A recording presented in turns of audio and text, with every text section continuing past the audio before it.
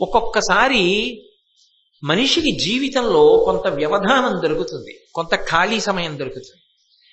ఖాళీ దొరికింది కదా అని అసలు ఇంకా ఏ కార్యం చేయకుండా సమయం అలా పోతుంటే తాను మడత కుర్చీలో పడుకోగలిగినటువంటి మనసున్నవాడు ఒకడు ఉంటాడు.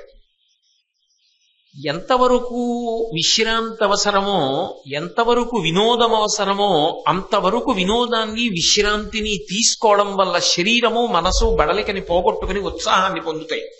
ఆ విశ్రాంతి వినోదం అందించవలసింది. ఆరోగ్యవంతమైన వినోదము మనసుకు అందాలి, ఆరోగ్యవంతమైన విశ్రాంతి మనసుకు అందాలి. అప్పుడే ఉత్సాహంగా మళ్ళీ కార్యక్రమంలో పాల్గొనగలరు. కానీ అసలు ఏదైనా తాను రోజు చెయ్యవలసిన పనులకు దూరంగా కొంతకాలం ఉండడానికి అవకాశం వచ్చింది అనుకోండి, దొరికింది కదా అని కేవలం తినడం, కేవలం పడుకోవడం, కాలక్షేపం. చూడండి, సాధారణంగా ఓ మాట అంటారు, వాట్ ఆర్ యూ డూయింగ్ అంటే, what should I do, I'm just killing the time.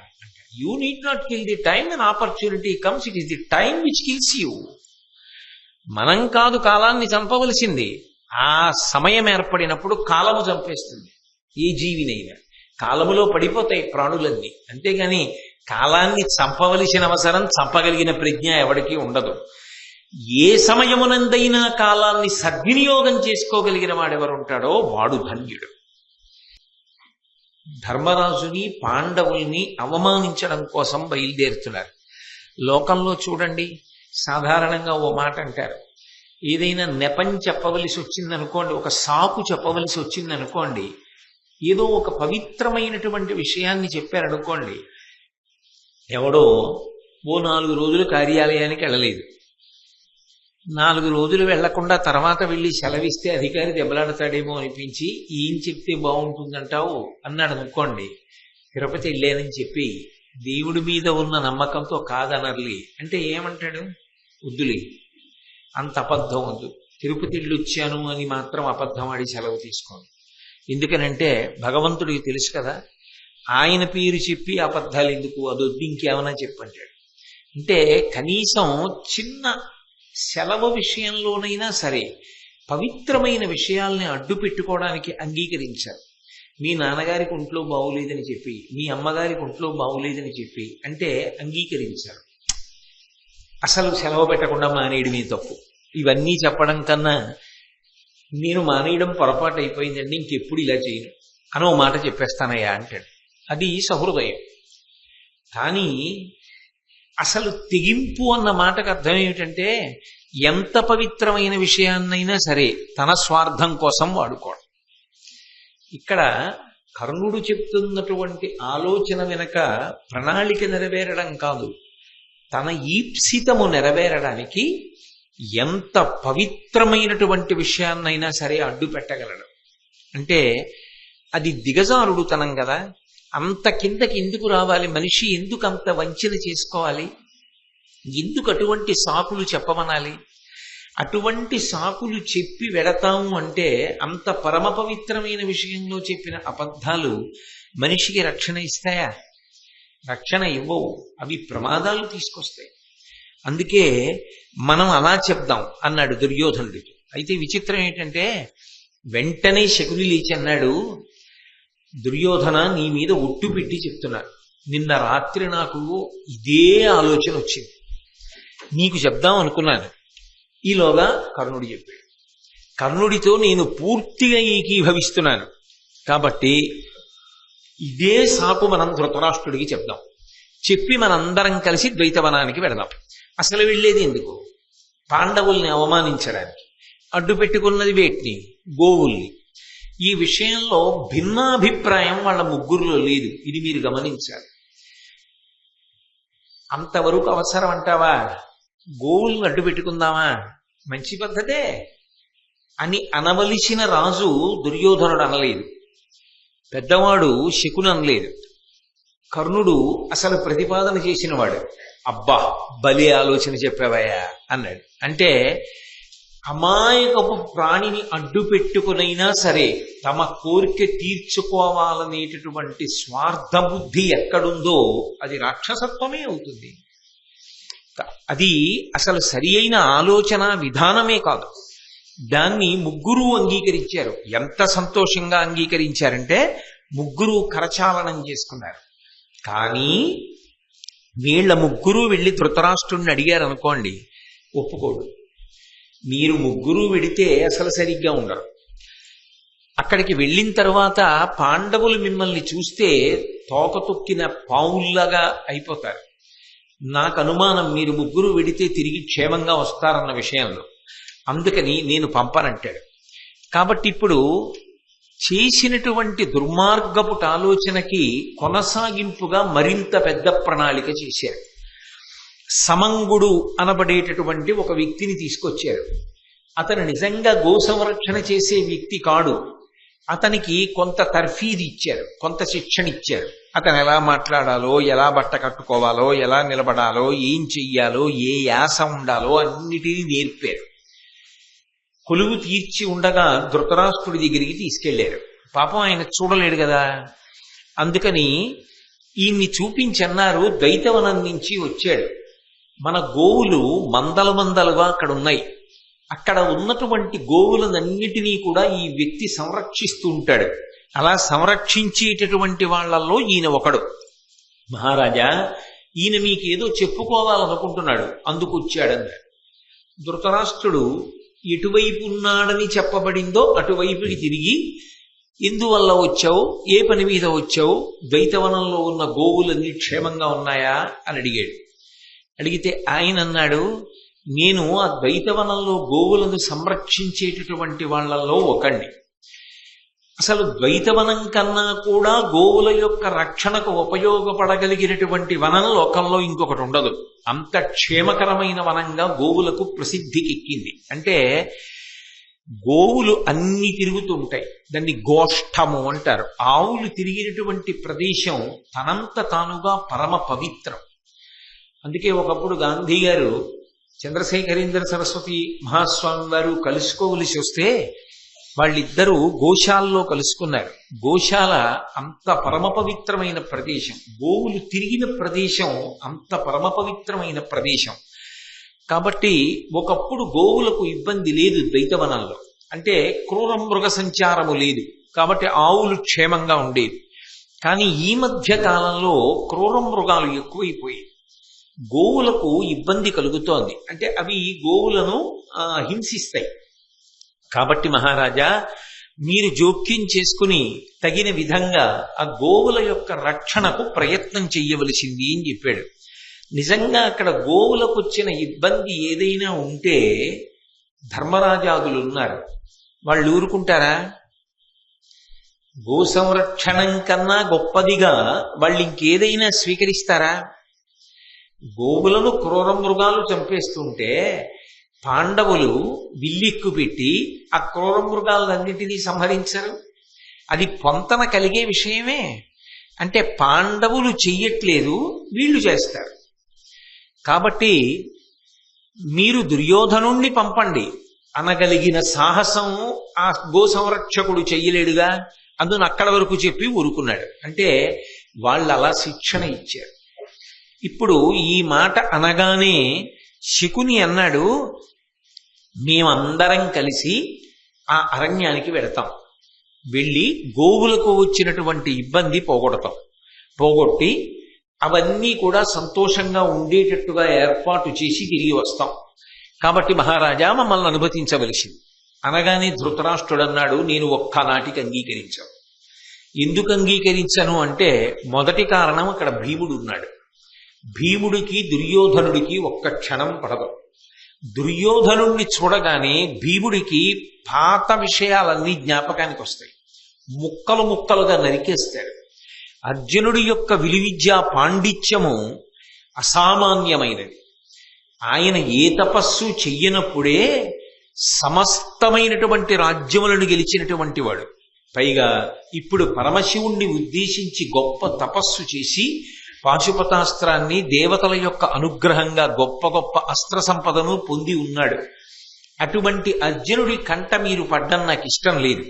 పైగా వెళ్ళిన తరువాత మీరు సరిగా ఉంటారన్న విషయంలో కూడా నాకు పరిపూర్ణమైన విశ్వాసం లేదు. పాండవులున్న చోటికి ససేమిరా మిమ్మల్ని నేను పంపను, మీరు వెళ్ళక్కర్లేదు. గో సంరక్షణ చెయ్యడానికి రాజ్యంలో దానికి తగిన వాళ్ళు ఉన్నారు, వాళ్ళు వెళతారు. వాళ్ళు వెళ్ళి వాళ్ళు క్రూర మృగాల్ని వేటాడి గో సంరక్షణ చేసి వస్తారు, కాబట్టి మీరు వెళ్ళడానికి వీల్లేదు అంటే శకుని మాట్లాడాడు దుర్యోధనుడి ధృతరాష్ట్రుడితోటి. ఎవరేం మాట్లాడాలి, ధృతరాష్ట్రుడు ఏమంటాడు, ఎందుకు ఒప్పుకోడు, ఇవన్నీ ముందే ఆలోచన చేసి ఉన్నారుగా.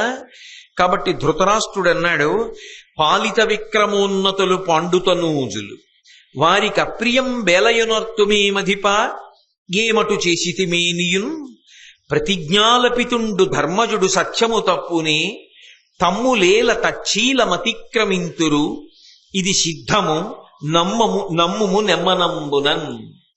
ఓ ధృతరాష్ట్ర మహారాజా, నేను చెప్పినటువంటి విషయాల్ని నువ్వు ఒక్కసారి పరిశీలించు. పాలిత విక్రమోన్నతులు పాండుతనూజులు, క్రమశిక్షణ కలిగినటువంటి పరాక్రమము కలిగినటువంటి వాళ్ళు పాండవుల యొక్క కుమారులు. వాళ్ళు ఎప్పుడు పడితే ఎప్పుడు, ఎక్కడ పడితే అక్కడ వీడెప్పుడో మనకేదో అపకారం చేశాడని గుర్తుపెట్టుకొని వెంటనే శత్రుత్వాన్ని మనసులో పెంచుకుని అవతల వారి మీద బాణాలు వేయడమో, అవతల వారిని చంపడమో, అవతల వారిని ఇబ్బంది పెట్టడమో చేసేటటువంటి వాళ్ళు కారు. వాళ్ళు క్రమశిక్షణతో కూడి ఉంటారు. కాబట్టి వాళ్ళు ఎంత అస్త్ర సంపద కలిగిన వాళ్ళైనా వాళ్ళెవరి జోలికి రారు. వాళ్ళు రావాలి అంటే పాతపగ ఒక్కటే కారణం కాకూడదు. ఇప్పుడేదో చేస్తే వాళ్ళేమో కయ్యానికి వచ్చే అవకాశం ఉంటుందేమో అంటే వాళ్ళకి పరమ నమ్మకం వాళ్ళ మీద కాదు, అవతల వాళ్ళ మీద. ఇంతకన్నా బలహీనత వ్యక్తిత్వంలో ఇంకొకటి ఉండదు. ముందు తన మీద తనకి నమ్మకం ఉండాలి. నేను అక్కడ నా చిత్తం వచ్చినట్టు ప్రవర్తించను, నా ప్రవర్తనని నేను అదుపులో ఉంచుకోగలను అన్న నమ్మకం వాళ్ళకి లేదు. కానీ వాళ్ళకి నమ్మకం అంతా ఎవరి మీద ఉంది? పాండవుల మీద ఉంది.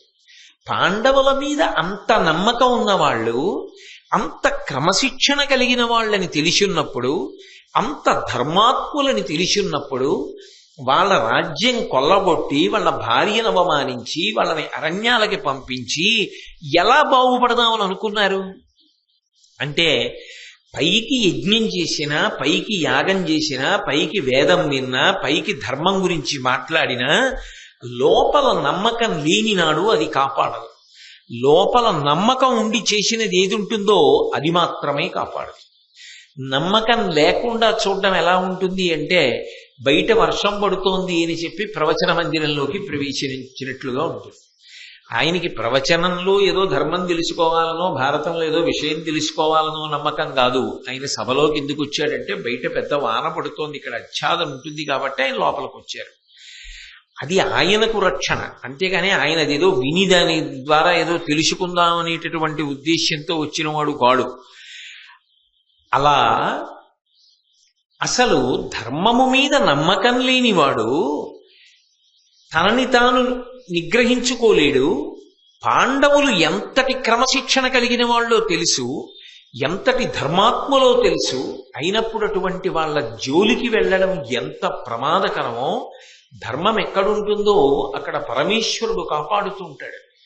కాపాడుతున్నప్పుడు ధర్మం జోలికి వెళ్ళడము అంటే పరమేశ్వరుడి జోలికి వెళ్ళడం. ఇంకా భగవంతుడి జోలికి వెళ్ళిన దాని విషయంలో వచ్చేటటువంటి వ్యతిరేక ఫలితము విషయంలో కొంతవరకు నియంత్రణ తగ్గించి ఇస్తాడేమో.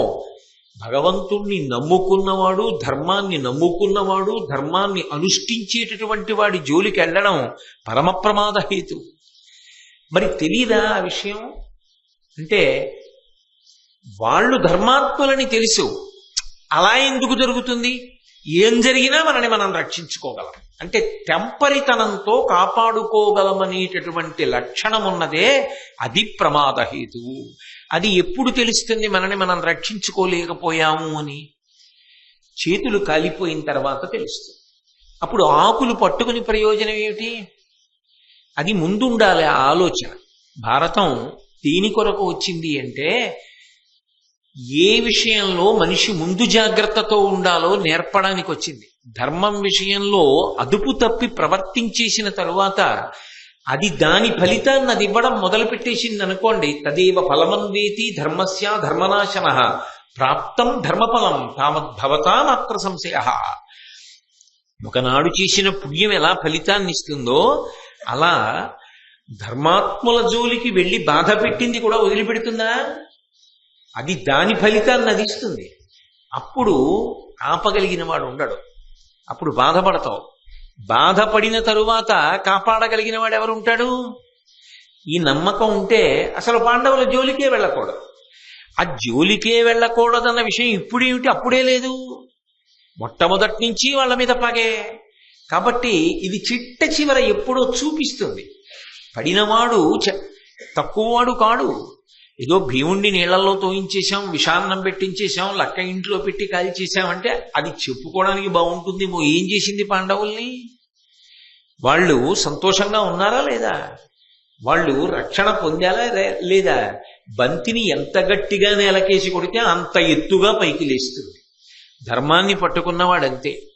ఎంత కష్టపెడదామని ప్రయత్నిస్తే అంత సమున్నతమైనటువంటి స్థానాన్ని చేరుకున్నాడు. కాబట్టి ఇది తెలిసి కూడా ఇంకా ప్రమాదం జోలికెడుతున్నారు. తెలియక వెళ్ళాడు అనుకోండి, కొంతవరకు దోషం లేదని చెప్పచ్చు. ఆయనకి దాని గురించి అవగాహన లేదండి, పొరపాటు పడ్డాడు, భగవంతుడు కూడా క్షమిస్తాడు.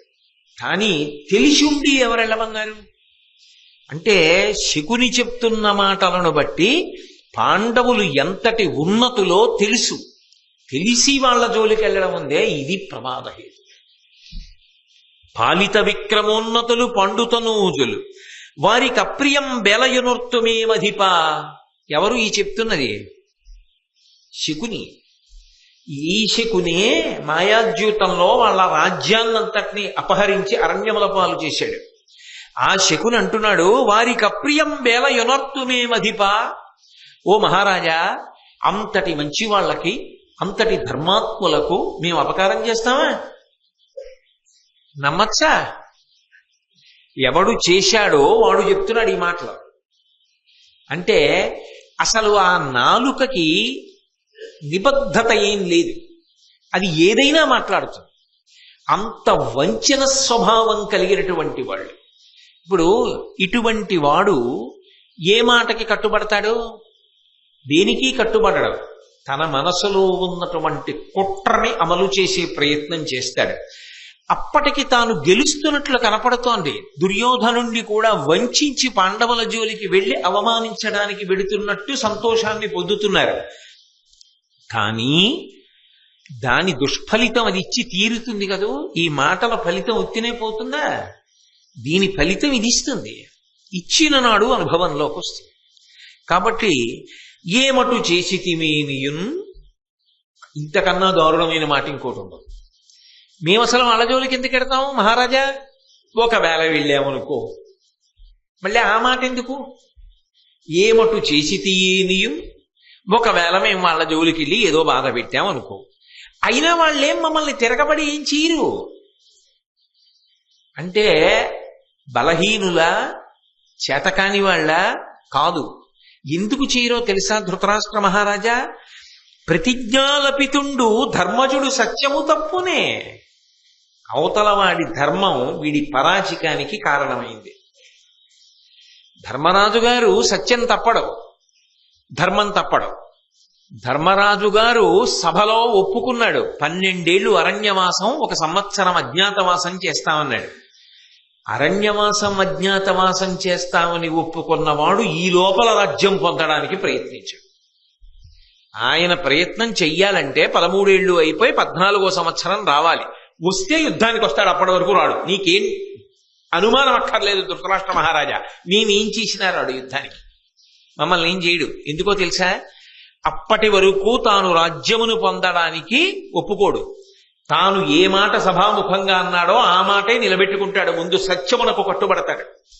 అంటే శకునికి కాదు, ధృతరాష్ట్రుడికి కాదు, దుర్యోధనుడికి కాదు, కర్ణుడికి కాదు, దుశ్శాసనుడికి కాదు, వీళ్ళందరికీ పాండవుల యొక్క సత్యధర్మముల గురించి తెలుసా తెలీదా అంటే స్పష్టంగా తెలుసు. ఇన్ని తెలిసి ఉండి దేనికి ఎడుతున్నారు వాళ్ళ దగ్గరికి? వాళ్ళని అవమానించడానికి. ఇప్పుడు పాండవులనా అవమానిస్తున్నది సత్యధర్మములనా? సత్యధర్మములను. మరి వాటి జోలికి వెళ్ళినప్పుడు ఎవరు జోక్యం చేసుకుంటాడు? భగవంతుడు జోక్యం చేసుకుంటాడు. భగవంతుడు జోక్యం చేసుకున్న తరువాత వీళ్ళ కాపట్యం నిలబడుతుందా రక్షించుకోవడానికి? అప్పుడు వీళ్ళ ప్రజ్ఞ చాలదు. ఎంత టక్కరితనంతో మాట్లాడుతున్నాడో చూడండి. ప్రతిజ్ఞాలపితుండు ధర్మదుడు సత్యము తప్పునే తమ్ములేల తచ్చీలమతిక్రమింతురు. ధర్మరాజు గారు అక్కడ కూర్చుని ఉండగా ధర్మరాజు గారే మా జోలికి రాంది భీమార్జునుడు నకుల సహదేవులు వస్తారా? అన్నగారు రే వెళ్ళి యుద్ధం చేయండి అంటేనే వాళ్ళు చేస్తారు. తప్పురా అన్నాడు అనుకోండి, వాళ్ళు చేయరు. ధర్మరాజు గారు ఇప్పుడు రాజ్యం కోసం చేయడు. ఎందుకు చేయడు? 13 ఏళ్ళు పూర్తవలేదు కాబట్టి. కాబట్టి మేము వాళ్ళ జోలికి వెళ్ళాం. వెళ్ళినా వాళ్ళు రారు, ఇంక నీకెందుకు బెంగ? కాబట్టి హాయిగా మేము వెళ్ళొచ్చు. ఇది సిద్ధము నమ్ముము నెమ్మనంబునన్. ఇది ఇంతే. ధృతరాష్ట్ర మహారాజా. ధృతరాష్ట్రుడు తక్కువడేంటి? పైకి కనపడ్డగానే అక్కడికి వెళ్ళి వాళ్ళని అవమానించద్దు అన్నదా ఆయన సిద్ధాంతం? అవమానిస్తే వాళ్ళు ఏమైనా చేస్తారన్నదా ఆయన అనుమానం? అవమానిస్తే పాండవులు బాధపడితే ధృతరాష్ట్రుడేదో బాధపడిపోతాడని అనుకోక్కర్లేదు. ఆయనకి సంతోషమే.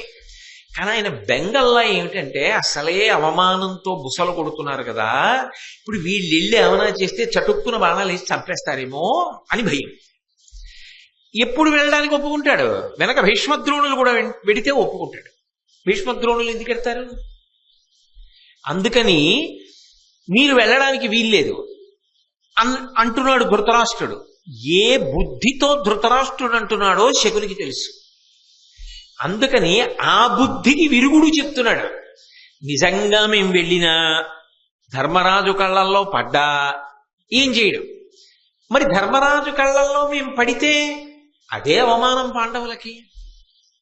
ఎందుకు పడ్డానికి వెళ్తున్నాం మేము ఇన్ని భూషణాలు పెట్టుకుని, ఇన్ని రథాలెక్కి, ఇన్ని గుర్రాలెక్కి, ఇన్ని ఏనుగులెక్కి, ఇంతమంది వంది మాగదుల్ని తీసుకెళ్లి, ఇంతమంది విదూషకుల్ని తీసుకెళ్లి, ఇంతమంది నర్తకుల్ని తీసుకెళ్లి శిబిరాలు వేసుకుని మేము పాటలు వింటూ నృత్యాలు చూస్తూ రథాలెక్కి సంతోషంగా తిరుగుతుంటే, జలక్రీడ వాడుతుంటే అవన్నీ చూసి నారబట్టలు కట్టుకుని శాకాహారం తింటున్నటువంటి పాండవులు బాధపడాలనే కదా పెడుతున్నాం. ఇంకా వేరే ఏమైనా చెయ్యాలా? వీళ్ళు ఇలా కనపడాలనే కదా పెడుతున్నారు. మేము అలా కనపడినా వాళ్ళు ఏం చేయరు. నీకు తెలుసుగా వాళ్ళ సంగతి. సత్యధర్మములకు కట్టుబడ్డ వాళ్ళు. అందుకు నేను అనరు. ఇక నోరు జారే స్వభావం, కాలు జారే స్వభావం ఎవరికైనా ఉంటే మాకే ఉంది. ఒకవేళ మేము అలా జారినా అప్పుడు కూడా వాళ్ళు ఏమనరు. ఎందుకనరో తెలుసా? నువ్వు ఏడుస్తావని. పెద్దనాన్నగారు ఏడుస్తాడు, మన సోదరులరా తప్పురా, అంతలా శిక్షించకండిరా, చంపకండిరా అంటాడు. ఆ మాట అనాలంటే అది ధర్మయుద్ధ భూమి అయి ఉండాలి. అది ఇప్పుడు రాదు, 13 ఏళ్ల తర్వాత వస్తుంది. వాళ్ళు మళ్ళీ అజ్ఞాతవాసంలో మనకి దొరకకపోతే. కాబట్టి ధృతరాష్ట్ర మహారాజా దేనికి భయపడుతున్నావు అంటే, ఇప్పుడు మీరు ఒకటి ఆలోచించండి. ఇప్పుడు శకుని చెప్తున్న మాటల్లో వారికి అప్రియం వేలయునర్తుమే మధిపా, వాళ్ళ జోలికి మేము ఎందుకు ఎడతాం? నమ్మచ్చా? ధృతరాష్ట్రుడు నమ్ముతాడా? ఆయనేగా ఆడించింది జూదం అంతా. నమ్ముతాడా? నమ్మడు. కానీ దేని నమ్ముతాడు అంటే, ఏమటు చేసితిమేనియున్ ప్రతిజ్ఞాలపితుండు ధర్మజుడు సత్యము తప్పునే, ఇది నమ్ముతాడు. మేము తప్పు చేసినా కూడా ధర్మరాజు గారు మమ్మల్ని ఏమీ చెయ్యడు. ఎందుకు చెయ్యడంటే చేతకాక కాదు, చేతనైన వాడే. నిజంగా చెయ్యాలంటే చేసేయగలడం. కానీ సత్యధర్మములకు కట్టుబడి ఉంటాడు, అందుకు చెయ్యడు. అంటే అవతల వాడి సత్యధర్మములు వీడికి బలహీనంగా కనబడ్డాయి. ఆయన ఎందుకు తిరగబడడు? నిజంగా అర్జునుడో నిజంగా భీముడో తిరగబడితే మనం నిలబడమన్న విషయం వీళ్ళకి తెలుసు శకునికి. కానీ ఎందుకు తిరగబడడు? సత్యధర్మముల వలన తిరగబడడు. అంటే అవతలవాడి సత్యధర్మములు ఈయనకి లోకుగా కనబడ్డాయి. అలా కనపడితే ఎవరు జోక్యం చేసుకోవాలి? భగవంతుడు జోక్యం చేసుకుంటాడు. వీళ్ళు చేసేది కనపడుతుంది, భగవంతుడు చేసేది కనపడదు. కనపడకుండా ఫలితం ఇస్తాడు. భగవంతుడికి ఉన్న గొప్పతనం ఏమిటో తెలుసా? ఎదురుగుండా వచ్చి ఏమయ్యా నువ్వు ఆ తప్పు చేశావు కదా, మరి నీకు ఆ తప్పుకి మేము ఫలితం ఇవ్వాలి కదా, అందుకని నేను నీకు ఈ ఫలితాన్ని ఇస్తున్నానని చెప్పి ఇవ్వడు, ఏదైనా వెనక నుండి ఇస్తాడు.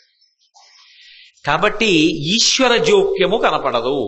ఈశ్వర జోక్యం ఎప్పుడు కనపడుతుంది? ఫలితం వచ్చాక కనపడుతుంది. ఎందుకు కనపడుతుంది? ఎందుకురా ఇలా అయిపోయాం అని బాధ వస్తే చేసిన పాపం కట్టి కుడిపుతోందని అప్పుడు గుర్తొస్తుంది. అప్పుడు వాడు జ్ఞాపకానికి వస్తాడు. అదే జరుగుతుంది కథలో అనడానికి సంకేతం. ఈ ఒక్క పద్యాన్ని అడ్డుపెట్టి ఆలోచించినప్పుడు ఇలా బ్రతకకూడదు మనిషి, ఇది బ్రతకవలసిన విధానం కాదు, అలా ఉండవద్దు. ఇంత పవిత్రమైన వస్తువులను అడ్డు పెట్టుకుని స్వార్థాన్ని నిలుపుకునేటటువంటి ప్రయత్నం కానీ, లేదా అవతల వారి సత్యధర్మములు చేతకానితనముగా భావించి అవమానించే ప్రయత్నములు కానీ చేయకూడదు అన్నది ఈ పద్యం యొక్క సారాంశం. ఇన్ని విని ధృతరాష్ట్రుడు అన్నాడు, అలా అంటావా, కాబట్టి మిమ్మల్ని పంపించచ్చు అంటావా? కొద్దిగా మెత్తపడి ఆలోచిస్తున్నట్లుగా శకునికి కనపడింది. ఇప్పుడు వాళ్ళేం చెయ్యరన్న విషయంలో నమ్మకం వచ్చిందిగా. ఇప్పుడు రెండో మాట చెప్తున్నాడు. రెండో మాట ఏమిటి? తన కొడుక్కి ఏది సంతోషకరమో అది కాదండం. పాండవులు ఏం చేయరు తెలిసిపోయింది. ఇప్పుడు తన కొడుక్కి సంతోషకరమైన విషయం ఏమిటి అంటే, ఆ సమంగుడు అన్నాయంతో చెప్పించారుగా, వేటాడడం. వేటాడడం విషయంలో ఇంకా తమకంతో ఎలా వేటాడతాడు అంటే ఆయన స్వభావంలో ఉన్నటువంటి లక్షణమేగా అది దుర్యోధనుడికి. కాబట్టి మాకును చిత్తంబుల మృగయా కౌతికమతిశయిల్లినది గోగణ రక్షాకరణము కార్యంబటే ఏ కీడును ఎల పొందు ఇందు మహీష. ఓ ధృతరాష్ట్ర మహారాజా, నువ్వు బాగా ఆలోచించు. మాకును చిత్తంబుల మృగయా కౌతుకమతిశయిల్లినది. నాకు, దుర్యోధనుడికి, కర్ణుడికి, దుశ్శాసనుడికి, మా అందరికీ కూడా అరణ్యానికి వెళ్ళి వేటాడాలనేటటువంటి కోరిక బలంగా మనసులో ఉంది. నువ్వు అనుమతిస్తే కదా నీ కొడుక్కి మిగిలిన వాళ్ళకి ఉన్న సరదా తీరుతుంది. పిల్లల సరదా కట్టుపడతాయేంటి? అమ్మో ఇంకేమైనా ఉందా? ఊరుకుంటాడా ధృతరాష్ట్రుడు? దుర్యోధనుడికి అడ్డొచ్చి ఆయన సంతోషం అన్నది కాదండమే. అలా అనకేగా పాడు చేసుకున్నాడు పిల్లల్ని. కాబట్టి గోగణ రక్షాకరణము కార్యం బటే, మేము వెడుతున్నది దేనికి? ఆవుల్ని రక్షించడానికి. అదే నిజంగా వెడుతున్నది. మేము ఆవుల్ని రక్షించడానికి బయలుదేరితే ఏ కీడును ఎలా పొందు నిందు మహీష. వెడుతున్నది పరమ పవిత్రమైన కార్యం. కొన్ని కార్యక్రమాలు చెయ్యక్కర్లేదు, ఆ కార్యక్రమాల మీద బయలుదేరితే చాలు, సంకల్పం ఉంటే చాలు. గో సంరక్షణం అనేటటువంటిది అంత పరమ పవిత్ర కార్యంగా భారతం చెప్తోంది. గోవుల్ని రక్షించడం, గోశాల కాపాడడం, గోవులను ఇబ్బంది లేని స్థితిలో నిలబెట్టడం, అలా చెయ్యాలన్న ఆలోచన మనసులో కలిగి ఉండడం, ఇవన్నీ తన వరకు సరిపోయే పుణ్యాలు కావు, తన వంశాన్ని కూడా కాపాడగలిగిన పుణ్యాలు. అంత గొప్ప పుణ్యకార్యం మేము సంకల్పం చేసి వెడుతుంటే మాకెందుకు కీడు కలుగుతుందయా? నిజమే, నువ్వు అందుకే వెడితే కీడు కలగదు, అందుకు వెడుతున్నాడా? అది సాకుగా వెడుతున్నాడు. అపవిత్ర కార్యానికి పవిత్ర కార్యాన్ని సాకుగా చూపించి వెడుతున్నప్పుడు మరింత ప్రమాదం ఏర్పడుతుందా ఏర్పడదా? తప్పు పని చేయడానికి వెడుతూ మంచి పనిలా ఆవులను అడ్డు పెట్టి చెప్పి వెడుతుంటే అది మంచి ఫలితాన్ని ఎలా ఇస్తుంది అసలు? కాబట్టి ఈ పద్యాన్నే తిప్పి ఆలోచించండి. వ్యతిరేక ఫలితం వస్తుందన్న విషయాన్ని శకుని అంగీకరిస్తున్నాడు. ఎలా? మాకున చిత్తంబుల మొగలయా కౌతికం అతిశయిల్లినది, మాకు వేటాడాలన్న కోరిక పుట్టింది. గోగణ రక్షాకరణము కార్యంబటే, ఎందుకు వేటాడతాం? ఆవుల్ని రక్షించడం కోసం వేటాడడానికి వెళ్ళాలని అనుకుంటున్నాం. నిజంగా అందుకెడుతున్నారా? లేదుగా. పాండవుల్ని అవమానించడానికి వెళ్తున్నారు. గోవుల్ని ఎందుకు రక్షిస్తారు? ధర్మమునకు గోవు ఆలవాలము. ఓ యజ్ఞం చెయ్యాలనుకోండి, ఆవు పాలు కావాలి, ఆవు పాల నుంచి తీసిన నెయ్యి కావాలి. భూమిని శుద్ధి చెయ్యాలనుకోండి, గోమయం కావాలి. ఒక వ్యక్తి పెద్ద కార్యానికి యాజమాన్యంలో కూర్చోవాలనుకోండి, పంచగవ్య ప్రాశనం చేయించాలి. వీటన్నిటికీ ఆవు ఉండాలి. ఆవు లేకుండా సాధ్యం కాదు. ధర్మము ఆవు మీద ఆధారపడింది. అందుకని ఆవుని రక్షించడం, ఆవుని కాపాడడం ధర్మాన్ని కాపాడడానికి హేతువు అవుతోంది. అంత గొప్పది గో సంరక్షణం అయినప్పుడు గోవుల్ని రక్షించడానికి క్రూర మృగాల్ని వేటాడడానికి వెడుతూ ఉంటే మాకు ఆపద ఎందుకు కలుగుతుంది? అదే నిజం. గోవులు ధర్మమును కాపాడడంలో ప్రధానం కాబట్టి గో సంరక్షణము ఉత్తమ ఫలితాలను ఇస్తోంది. గోవులతో తుల్యమైన వాడు ధర్మరాజు గారు. రాశీభూతమైన ధర్మం అవతల. ధర్మరాజు గారిని అవమానించడానికి వెడుతూ గోవుల్ని నెపంగా పెట్టుకుని వెడుతున్నప్పుడు మాకు ఉత్తమ ఫలితములు వస్తాయా అన్నది కూడా పద్యంలోనే అంతర్లీనమా కాదా? ఎలా వస్తాయి? మరి నోటి మాట చెప్పేటప్పుడు లోపల నమ్మకం లేకపోతే ఎలా? ఆ లోపల నమ్మకం లేనితనం అంటే రుజుత్వం లేదు. పెద్ద పెద్ద విషయాల్ని స్వార్థ ప్రయోజనానికి వాడుకుంటున్నాడు. ఇది ప్రమాదకరము, గర్హనీయము అయిందా లేదా? అయింది. కాబట్టి ధృతరాష్ట్రుడు అన్నాడు, అప్పటికి ఆయనకి ఇందులో ప్రమాదం లేదు అని అనిపించింది. ఆయన ఏం లెక్క కట్టుకున్నాడంటే, వీళ్ళు వెళ్ళిన తర్వాత వీళ్ళు ఊరికే ఉంటారా, పాండవుల కళ్ళల్లో పడతారు. పడినా ఒకటి మాత్రం నిజం, శకుని చెప్పింది నిజం. వాళ్ళు తొందరపడి యుద్ధానికి రారు, వీళ్ళని చీరు. కాబట్టి పర్వాలేదు. పాండవులు మాత్రం మనసులో బాధపడితే నాకు ఆనందమే.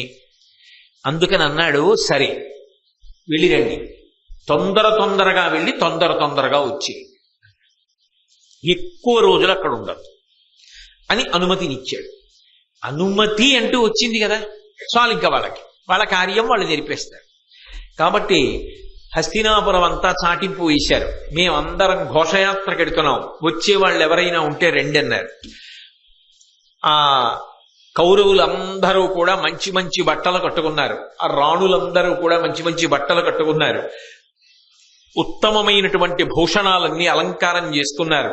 మైపూతలు పూసుకున్నారు ఒంటికి. మంచి మంచి వాహనాలన్నీ ఎక్కారు. బోరెడంత మంది పరివారం వెంట బయలుదేరారు. 8,000 రథాలలో బయలుదేరారు. 30,000 ఏనుగులు వెంట నడుస్తున్నాయి. 90,000 ఉత్తమ జాతి గుర్రములు నడుస్తున్నాయి. 1,00,000 మంది భటుల్ని తీసుకెళ్లారు. ఆవుల్ని కాపాడడానికి ఇవన్నీ ఎందుకు అంటే, వీళ్ళ డాబు పాండవులు చూసి బాధపడాలందుకు. 1,00,000 మంది భటులు వేటాడేటప్పుడు ఉపకారం చెయ్యగలిగినటువంటి మంచి ప్రజ్ఞ కలిగినటువంటి వేటగాండ్రు. దానితో పాటుగా వైతాళికులు, వందులు, విదూషకులు. ఎందుకు అంటే, పాండవులు ఎక్కడుంటారో అక్కడికి దగ్గరలో వీళ్ళు శిబిరాలు ఏర్పాటు చేసుకుంటారు. ఈ వందిమాగదులు పొగుడుతూ ఉంటారు, దుర్యోధనాలు అంతవాడివి, ఇంతవాడివి, ఇంద్రుడివి, చంద్రుడివి, ఉపేంద్రుడివి, భూమండలానికి సార్వభౌముడవు, నీలాంటి వాడు ఎక్కడున్నాడు అని. అవి ఎంత గుచ్చుకుంటాయి భీముడికి, ఎంత గుచ్చుకుంటాయి అర్జునుడికి. ఈ రాణుల యొక్క పటాటోపం చూసి ద్రౌపదీదేవి మనసు ఎంత కుందుతుంది. అది కావాలి. దానికి అనుగుణంగా ఏర్పాటు చేసుకుని ఇంతమందితో బయలుదేరారు. అందులో నటులు, విదూషకులు నవ్విస్తూ ఉంటారు. విదూషకులు నవ్విస్తుంటే ఏడుస్తున్న వాడికి ఎంత బాధగా ఉంటుంది. మనం కూడా ఇది అనుభవించవలసిన వాళ్ళం, ఇవాళ ఏ స్థితిలో ఉన్నాం అని బాధపడ్డా. అందుకని విదూషకుల్ని తీసుకెళ్లారు. వీళ్ళందరినీ తీసుకుని మొత్తానికి అదొక పెద్ద ఉత్సవం కింద, ఊరిరిగింపు కింద బయలుదేరి ద్వైతవనంలోకి ప్రవేశించారు. కొంత దూరం వెళ్ళారు. వెళ్ళిన తరువాత శిబిరములు వేశారు. అందులో అందరూ విడిది చేశారు. ఆ గోవులని సంరక్షించేటటువంటి వాళ్ళని పిలిచారు. ఎన్ని గోవులు! ఆ అరణ్యం అంతా రంగురంగుల గోవులు, రకరకాల మచ్చలు కలిగిన గోవులు, రకరకాల ముట్టి కలిగిన గోవులు. వీటన్నింటినీ చూశారు. వాటికి ఆపదీది ఎందుకుంటుంది? అక్కడ ఉన్నవాడెవరు? ధర్మరాజు గారు. అక్కడ ఉన్నవాళ్ళు పాండవులు. వీళ్ళున్నారు కాబట్టి నాకు లోటు లేదని ఒక్క ఆవు బతికేసింది అనుకోండి, ఆ పుణ్యం చాలు, వంశాన్ని కాపాడేస్తుంది. అక్కడ నిజానికి ఆవులంత సంతోషంగా ఉన్నది పాండవులు ఉండబట్టి. వీళ్ళ వల్ల వీళ్ళు కల్పించినది కృతకమైన మిష. వీళ్ళు ఆ కారణం అడ్డు పెట్టి కాసేపు వేట కూడా ఆడడం కోసం, సంతోషంగా గడపడం కోసం వచ్చారంతే. నిజంగా అక్కడ ఏం క్రూర మృగాలు వచ్చి ఆవుల జోలికి రావట్లేదు. అవి ఉండే చోట అవి ఉన్నాయి, ఇవి ఉండే చోట ఇవి ఉన్నాయి. ఇవి అరణ్యం మధ్యలోకి వెళ్ళవు, అవి అరణ్యం యువతలకి రావు. ఎందుకంటే అక్కడ పాండవులు తిరుగుతున్నారు. ఎందుకు వస్తాయి? రావు. కాబట్టి వీళ్ళందరినీ తీసుకుని వెళ్ళారు. పరమ సంతోషంగా కాలం గడుపుతున్నారు. అక్కడే అద్వైతవనంలోనే ఒక సరస్సు ఉంది. ఆ సరస్సుకి సమీపంలోనే ధర్మరాజు గారు సజ్జస్కందము అనబడేటటువంటి ఒక గొప్ప యాగం చేస్తున్నాడు. ఆ యాగంలో అన్నీ కూడా శాకాహారం వాడతారు. అరణ్యంలో దొరికేటటువంటి కాయలు, పళ్ళు ఇటువంటివన్నీ చేస్తూ ఉంటారు. ఒక్కొక్కసారి మనిషికి జీవితంలో కొంత వ్యవధానం దొరుకుతుంది, కొంత ఖాళీ సమయం దొరుకుతుంది. ఖాళీ దొరికింది కదా అని అసలు ఇంకా ఏ కార్యం చేయకుండా సమయం అలా పోతుంటే తాను మడత కుర్చీలో పడుకోగలిగినటువంటి మనసున్నవాడు ఒకడు ఉంటాడు. ఎంతవరకు విశ్రాంతి అవసరమో, ఎంతవరకు వినోదం అవసరమో అంతవరకు వినోదాన్ని, విశ్రాంతిని తీసుకోవడం వల్ల శరీరము, మనసు బడలికని పోగొట్టుకుని ఉత్సాహాన్ని పొందుతాయి. ఆ విశ్రాంతి, వినోదం అందించవలసింది. ఆరోగ్యవంతమైన వినోదము మనసుకు అందాలి, ఆరోగ్యవంతమైన విశ్రాంతి మనసుకు అందాలి. అప్పుడే ఉత్సాహంగా మళ్ళీ కార్యక్రమంలో పాల్గొనగలరు.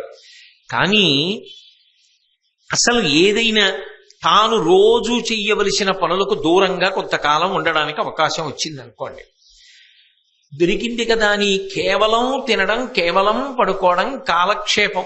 చూడండి, సాధారణంగా ఓ మాట అంటారు, వాట్ ఆర్ యూ డూయింగ్ అంటే, what should I do, I'm just killing the time. You need not kill the time, an opportunity comes, it is the time which kills you. మనం కాదు కాలాన్ని చంపవలసింది, ఆ సమయం ఏర్పడినప్పుడు కాలము చంపేస్తుంది ఏ జీవినైనా. కాలములో పడిపోతాయి ప్రాణులన్నీ. అంతేగాని కాలాన్ని చంపవలసిన అవసరం, చంపగలిగిన ప్రజ్ఞ ఎవరికీ ఉండదు. ఏ సమయమునందైనా కాలాన్ని సద్వినియోగం చేసుకోగలిగిన వాడెవరు ఉంటాడో వాడు ధన్యుడు. ధర్మరాజు గారు ఖాళీగా కూర్చోలే. ఆయన చెయ్యగలిగిన హోమం, చెయ్యగలిగిన యజ్ఞం అక్కడ దొరికేవి ఉంటాయో వాటితో చేస్తున్నాడు. అంటే ఈశ్వరానుగ్రహాన్ని మూట కడుతున్నాడు. ఇప్పుడు కష్టం వచ్చింది కదా అని ఊరికే అదే పనిగా తలుచుకు ఏడుస్తూ మట్టి ముద్దలా పడిపోలా బంతిలా పైకి లేవడానికి ప్రయత్నిస్తున్నాడు. అది మనిషి పొందవలసింది. కష్ట సుఖములు రాకుండా ఎవ్వరి జీవితం ఉండదు. ఎవ్వరి జీవితము పూలపాన్పు కాదు. ప్రతి వారి జీవితంలో ఉత్థాన పతనాలు ఉంటాయి. కష్టము వస్తుంది, సుఖము ఉంటుంది. కానీ ఒక కష్టం వచ్చింది అని చెప్పి నేల వాలిపోకూడదు. నీ కర్తవ్యాన్ని నువ్వు నిర్వహించుకుంటూ వెళ్ళిపోవడంలో నువ్వు అదే పూనికతో ఉండాలి. ఆ పూనిక నశించడానికి మాత్రం వీలు లేదు. అది ఉండవలసినటువంటి ప్రజ్ఞ. ఆ ప్రజ్ఞ కొరవడిపోయిందనుకోండి, మనిషిలో భూమి మీద పడిపోతాడు. అందుకే ధర్మరాజు గారు ఊంచుకున్నాడు. ఆయన ధర్మము ఆయన ఊంచుకోవడానికి కారణమైంది.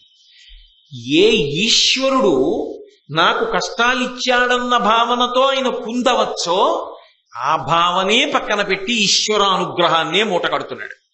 అందుకని యాగం చేస్తున్నాడు. చేసేటప్పుడు సద్భావనతో చేస్తున్నాడు. అందులో డాంబికం కానీ, పటాటోపం కానీ, అట్టహాసం కానీ, లేకపోతే అది ఏదో 10 మంది చూసి తనకో పేరో ప్రఖ్యాతో రావాలనో ఆయన చెయ్యట్లేదు. అందుకే కొన్ని తేజస్సుని పెంచడానికి ధర్మానుష్ఠానము కొరకు చేసేటటువంటి పనులు 10 మంది యొక్క మెప్పు కొరకు చేసేవి కావు. నేను ఇంట్లో చేసుకునే పూజ పరమేశ్వరానుగ్రహమును పొందడానికి. అంతేకాని నేను చేస్తున్న పూజ నలుగురు ఎవరైనా చూస్తున్నారా చూడలేదా అని బెంగెట్టుకు చేయకూడదు. అది కేవలముగా ఆత్మోన్నతి కొరకు చెయ్యాలి. ధర్మాచరణం అంతే. ధర్మాచరణము ఎవరో మెచ్చుకుంటారని కాదు, ధర్మాచరణము నీ కొరకు నువ్వు చెయ్యాలి అంతే. కాబట్టి మహానుభావుడు ధర్మరాజు గారు అక్కడ కూర్చుని కూడా సజ్జస్కందము అనబడేటటువంటి యాగం చేస్తున్నాడు. వీళ్ళందరూ కూడా అక్కడికి వెళ్ళారు. వెళ్ళి ఆవులకి సంబంధించిన కార్యం ఎంతసేపు అయిపోయిందిగా. నిజానికి క్రూర మృగాలు ఏమొచ్చి వాటి మీద పట్టలేదు, కానీ వీళ్ళకి వేటాడాలన్న తమకం కలిగింది. అనేక జంతువుల్ని వేటాడారు, అనేక జంతువుల్ని పడగొట్టారు. అందులో పెద్ద పులులు ఉన్నాయి, సింహాలు ఉన్నాయి, ఏనుగులు ఉన్నాయి, అడవి పందులు ఉన్నాయి, ముళ్ళ పందులు ఉన్నాయి. ఇన్నిటినీ కొట్టారు. కొట్టి సంతోషంగా వచ్చి ఓ చోట కూర్చున్నారు. పాండవుల కళ్ళల్లో కదా పడాలి వాళ్ళు. పాండవులు చూసి బాధపడాలి కదా. వాళ్ళు ఏం చేస్తున్నారు? ఆ ద్వైతవనంలోనే ఒక సరస్సు ఒడ్డున కూర్చుని ధర్మరాజు గారు యాగం చేసుకుంటున్నాడు. మిగిలిన వాళ్ళు ఏం చేస్తున్నారు? ఆ కాయలు పళ్ళే పట్టుకొస్తున్నారు. ఏం చేస్తున్నారు? నారబట్టలు కట్టుకుని ఉన్నారు. కాబట్టి ఇప్పుడు వాళ్ళ దగ్గరికి వెళ్ళి ఏం చెయ్యాలి అంటే, వాళ్ళు ఏది కోల్పోయారో వాళ్ళ కంట్లో పడేటట్టుగా ప్రవర్తించాలి. అంటే ఆ సరస్సు ఒడ్డునే శిబిరాలు వేయాలి, ఆ సరస్సు ఒడ్డునే వందిమాగదులు వీళ్ళని స్తోత్రం చేయాలి, అక్కడే విదూషకులు హాస్యం చెప్పాలి, అక్కడే నటులు నర్తించాలి, నాట్యాలు జరగాలి, గానం జరగాలి. దుర్యోధనుడు మంచి డాబుగా కూర్చుని ఇవన్నీ చూస్తూ సంతోషపడిపోవాలి. ఇంతమంది రాణులతో కలిసి ఆ సరస్సులో దిగి జలక్రీడలాడాలి. ఆ ఒడ్డునిగా ఉన్నాడు ధర్మరాజు గారు. మరి ఇవన్నీ చూసి ద్రౌపదీదేవి బాధపడాలి, ఇవన్నీ చూసి పాండవులు బాధపడాలి. అది వాళ్ళ కోరిక. అందుకని ఆ సరస్సు ఒడ్డునే రేపటికి శిబిరాలు వేసి సిద్ధం చెయ్యండి, అందులో జలక్రీడలు, ఆ ఒడ్డుని శిబిరాలలో మనం అందరం కూడా సంతోషంగా గడపడం అని దుర్యోధనుడు ఆజ్ఞ జారీ చేశాడు. వెంటనే భటులు వెళ్ళి అక్కడ శిబిరములను ఏర్పాటు చేయడానికి సిద్ధం చేస్తున్నారు. ఇంతలో కొంతమంది గంధర్వులు వచ్చారు. వీళ్ళు ఏదో 4 గుంజలు పాతే ప్రయత్నం చేశారు. గంధర్వులు వచ్చన్నారు, ఏం చేస్తున్నారు ఇక్కడ అన్నారు. దుర్యోధన మహారాజు గారు అరణ్యంలోకి వచ్చాడు. ఆయన ఇక్కడ సంతోషంగా గడపాలనుకుంటున్నాడు. రేపు జలక్రీడలకు వస్తున్నాడు, ఇక్కడ విందు వినోదాలు ఉంటాయి, అందుకని చెప్పి ఇదంతా మేము శిబిరాలు ఏర్పాటు చేస్తున్నాం, పందిళ్లు వేస్తున్నాం, రంగస్థలాలు కడతాం అంటే వాళ్ళన్నారు అలా కుదరదు. చిత్రసేనుడు అని ఒక గంధర్వరాజు గారు ఉన్నాడు, ఆయనది ఈ సరోవరం, ఆయన ఇక్కడ జలక్రీడలు ఆడతాడు, ఆయన వినా ఇతరులు రావడానికి వీల్లేదు, కాబట్టి పందిళ్ళు గిందిళ్ళు పీకేయండి రాట్లన్నారు. వాళ్ళు వెళ్ళి దుర్యోధనుడికి చెప్పారు, అయ్యా అక్కడ ఎవరు వేయకూడదట రాట్ల విని, అది గంధర్వరాజు గారిదిట, వాళ్ళు వెయ్యనివ్వట్లేదు, మేము వేసినా వాళ్ళు పీకేస్తున్నారు, అందుకని మీ దగ్గరికి వచ్చామన్నారు. ఆయనకి కావలసిందే ఆ సరస్సు. పోన్లేరాది గంధర్వుడిది అయితే ఇంకో సరస్సు చూడండి. అరణ్యంలో సరస్సులే ఉండవా? బోలెడన్ని సరస్సులు ఉంటాయి. ఇప్పుడంటే కాకినాడ అయిపోయింది, కానీ దీని పేరు కోకనదము. కోకనదము అంటే ఎక్కడ చూసినా చెరువులే.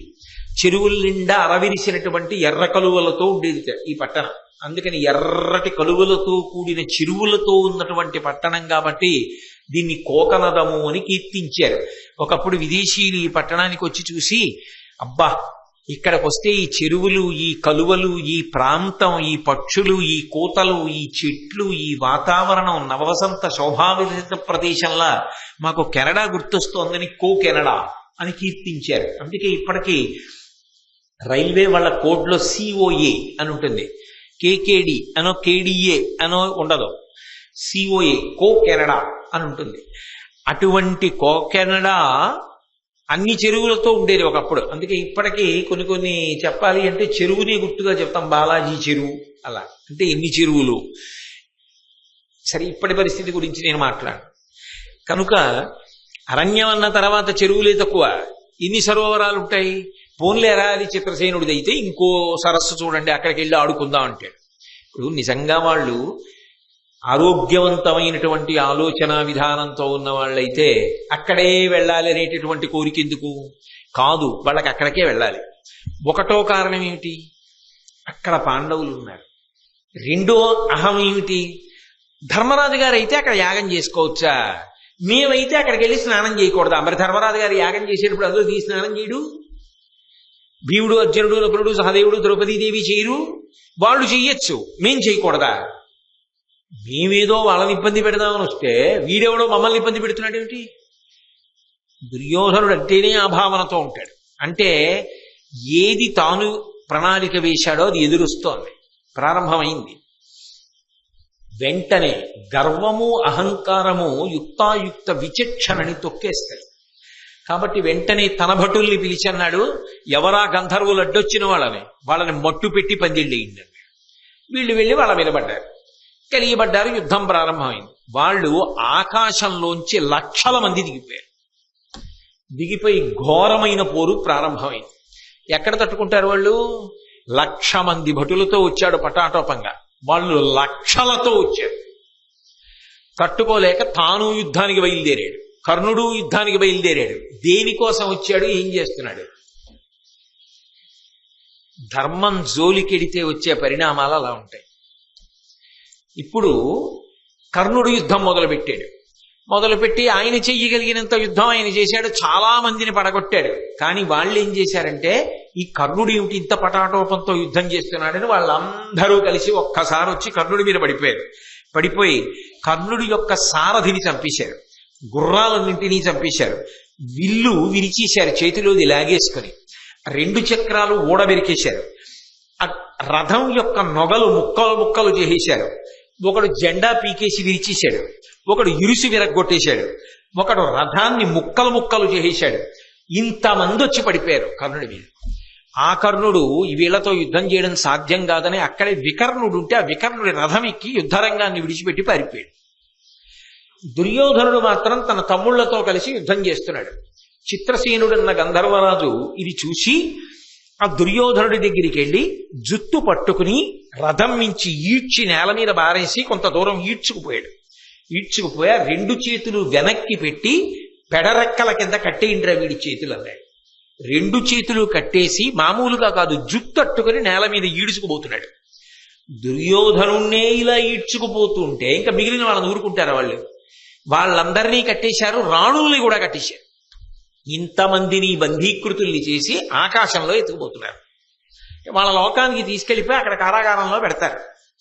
అందుకని అక్కడికి తీసుకుపోతుంటే ఈ మిగిలిన భటులు సరోవరం దగ్గర ధర్మరాజు గారు ఉన్నాడు, అవతల యాగం చేసుకుంటూ కదా, వీళ్ళందరూ అక్కడికి పరిగెత్తి ధర్మరాజా దుర్యోధనుడిని కట్టి పట్టుకుపోతున్నారు కాబట్టి నువ్వు జోక్యం చేసుకుని కాపాడు అని అడిగారు. వెంటనే దుర్యోధనుడు భీముడి వంక చూశాడు. వెంటనే భీముడు అన్నాడు, కాగల కార్యం గంధర్వులు తీర్చేశాడు. ఇది సామెత అయిపోయింది భారతంలో. చాలా సామెతలు భారతంలోంచి వచ్చాయి. ఆనాడు మనని అరణ్యవాసం అజ్ఞాతవాసానికి పంపించి అరణ్యంలో ఇన్ని కష్టాలు పడేటట్టు చేశాడే, వాడసలు ఈ దేశపు కారాగారం కాదు, ఎక్కడి దేశపు కారాగారానికో పోతున్నాడు. అవ్వలసింది అలా అవని అన్నయ్య యుద్ధానికి వెళ్ళామంతో మనం ఎలాగో చేయలేదు, నువ్వు ఎలాగో చేయనివ్వలేదు, కనీసం వాళ్ళన్నా పట్టుకెడుతున్నారు, మనం ఊరుకుంటే చాలు. ఇప్పుడు మమ్మల్ని వెళ్ళమని మాత్రం అనకు. ఎందుకో తెలుసా, మనం చెయ్యింది వాళ్ళు చేసేసారు, ఊరుకో చాలు అంటే. ధర్మరాజు గారు అన్నాడు, ఒరే బయట వాళ్ళు ఎంతమంది అయినా మన మీదకి యుద్ధానికి రావచ్చు, కానీ మనలో మనం ఎప్పుడూ దెబ్బలాడుకుని అవతల వాళ్ళకి అవకాశం ఇవ్వకూడదు. బయట వాళ్ళు వచ్చి మన మీద పడినప్పుడు మనం 105 మంది సోదరులం. ఒరే దుర్యోధనుడు మన సోదరుడురా, ఆ సోదరుడు అంత ఇబ్బంది పడుతుంటే కాళ్ళు చేతులు కట్టి జుత్తు పట్టి ఈడ్చుకుపోతుంటే రాణులందరినీ బంధించి తీసుకెళ్లిపోతే భటులొచ్చి శరణాగతి చేస్తే రక్షించని నాడు మన యొక్క ప్రజ్ఞాపాఠవాలకే అర్థం ఎక్కడుంది, ధర్మం అన్న మాటకు అర్థం ఎక్కడుంది ఇంకా. కాబట్టి ఇలా కూర్చోవడానికి వీల్లేదు. భీముడా, నువ్వు, అర్జునుడు, నకుల సహదేవులు వెంటనే లేచి బయలుదేరి గంధర్వులతో యుద్ధం చేసి దుర్యోధనాదుల్ని విడిపించి తీసుకురండి. అది ఆయన ధర్మం, అది వాళ్ళని ఇప్పుడు కాపాడుతుంది. వెంటనే భీమార్జునులకు మనసులో ఇష్టం ఉండనివ్వండి లేకపోనివ్వండి, కాపక్ష్యంతో వాళ్ళు యుద్ధం చేయరు. వాళ్ళు కూడా చెయ్యాలంటే ఏదో అక్కర్లేని బాణాలు చూడండి, బాణసంచా కాల్చేవాడు ఒకడు తారాతో వేస్తే వాడు అగిపుల్లే వెలిగిస్తాడు. 2 బాణసంచా కాల్చడమే ఇష్టం లేదనుకోండి, తారాతో లాంటి బాణాలు వదిలేసి అగ్గిపుల్లల లాంటి బాణాలు వేసి అన్నయ్య మేము ఓడిపోయామని వచ్చి ఇచ్చు. వాళ్ళు అలా ప్రవర్తించారు. అలా ప్రవర్తించేది శకుని, అలా ప్రవర్తించేది కర్ణుడు, అలా ప్రవర్తించేది దుర్యోధనుడు తప్ప అలా ధర్మరాజు గారు ప్రవర్తించారు. ఆయన ఆజ్ఞాపించిన తరువాత భీమార్జున నకుల సహదేవులు ప్రవర్తించారు. అది ఏది చెయ్యి, సమ్మతి కాని అసమ్మతి కాని త్రికరణ శుద్ధిగా ఉండాలి. సమ్మతితో ఉన్నట్లు నటిస్తూ అసమ్మతితో ఉండద్దు, అసమ్మతి ఉన్నట్లు నటిస్తూ సమ్మతితో ఉండద్దు.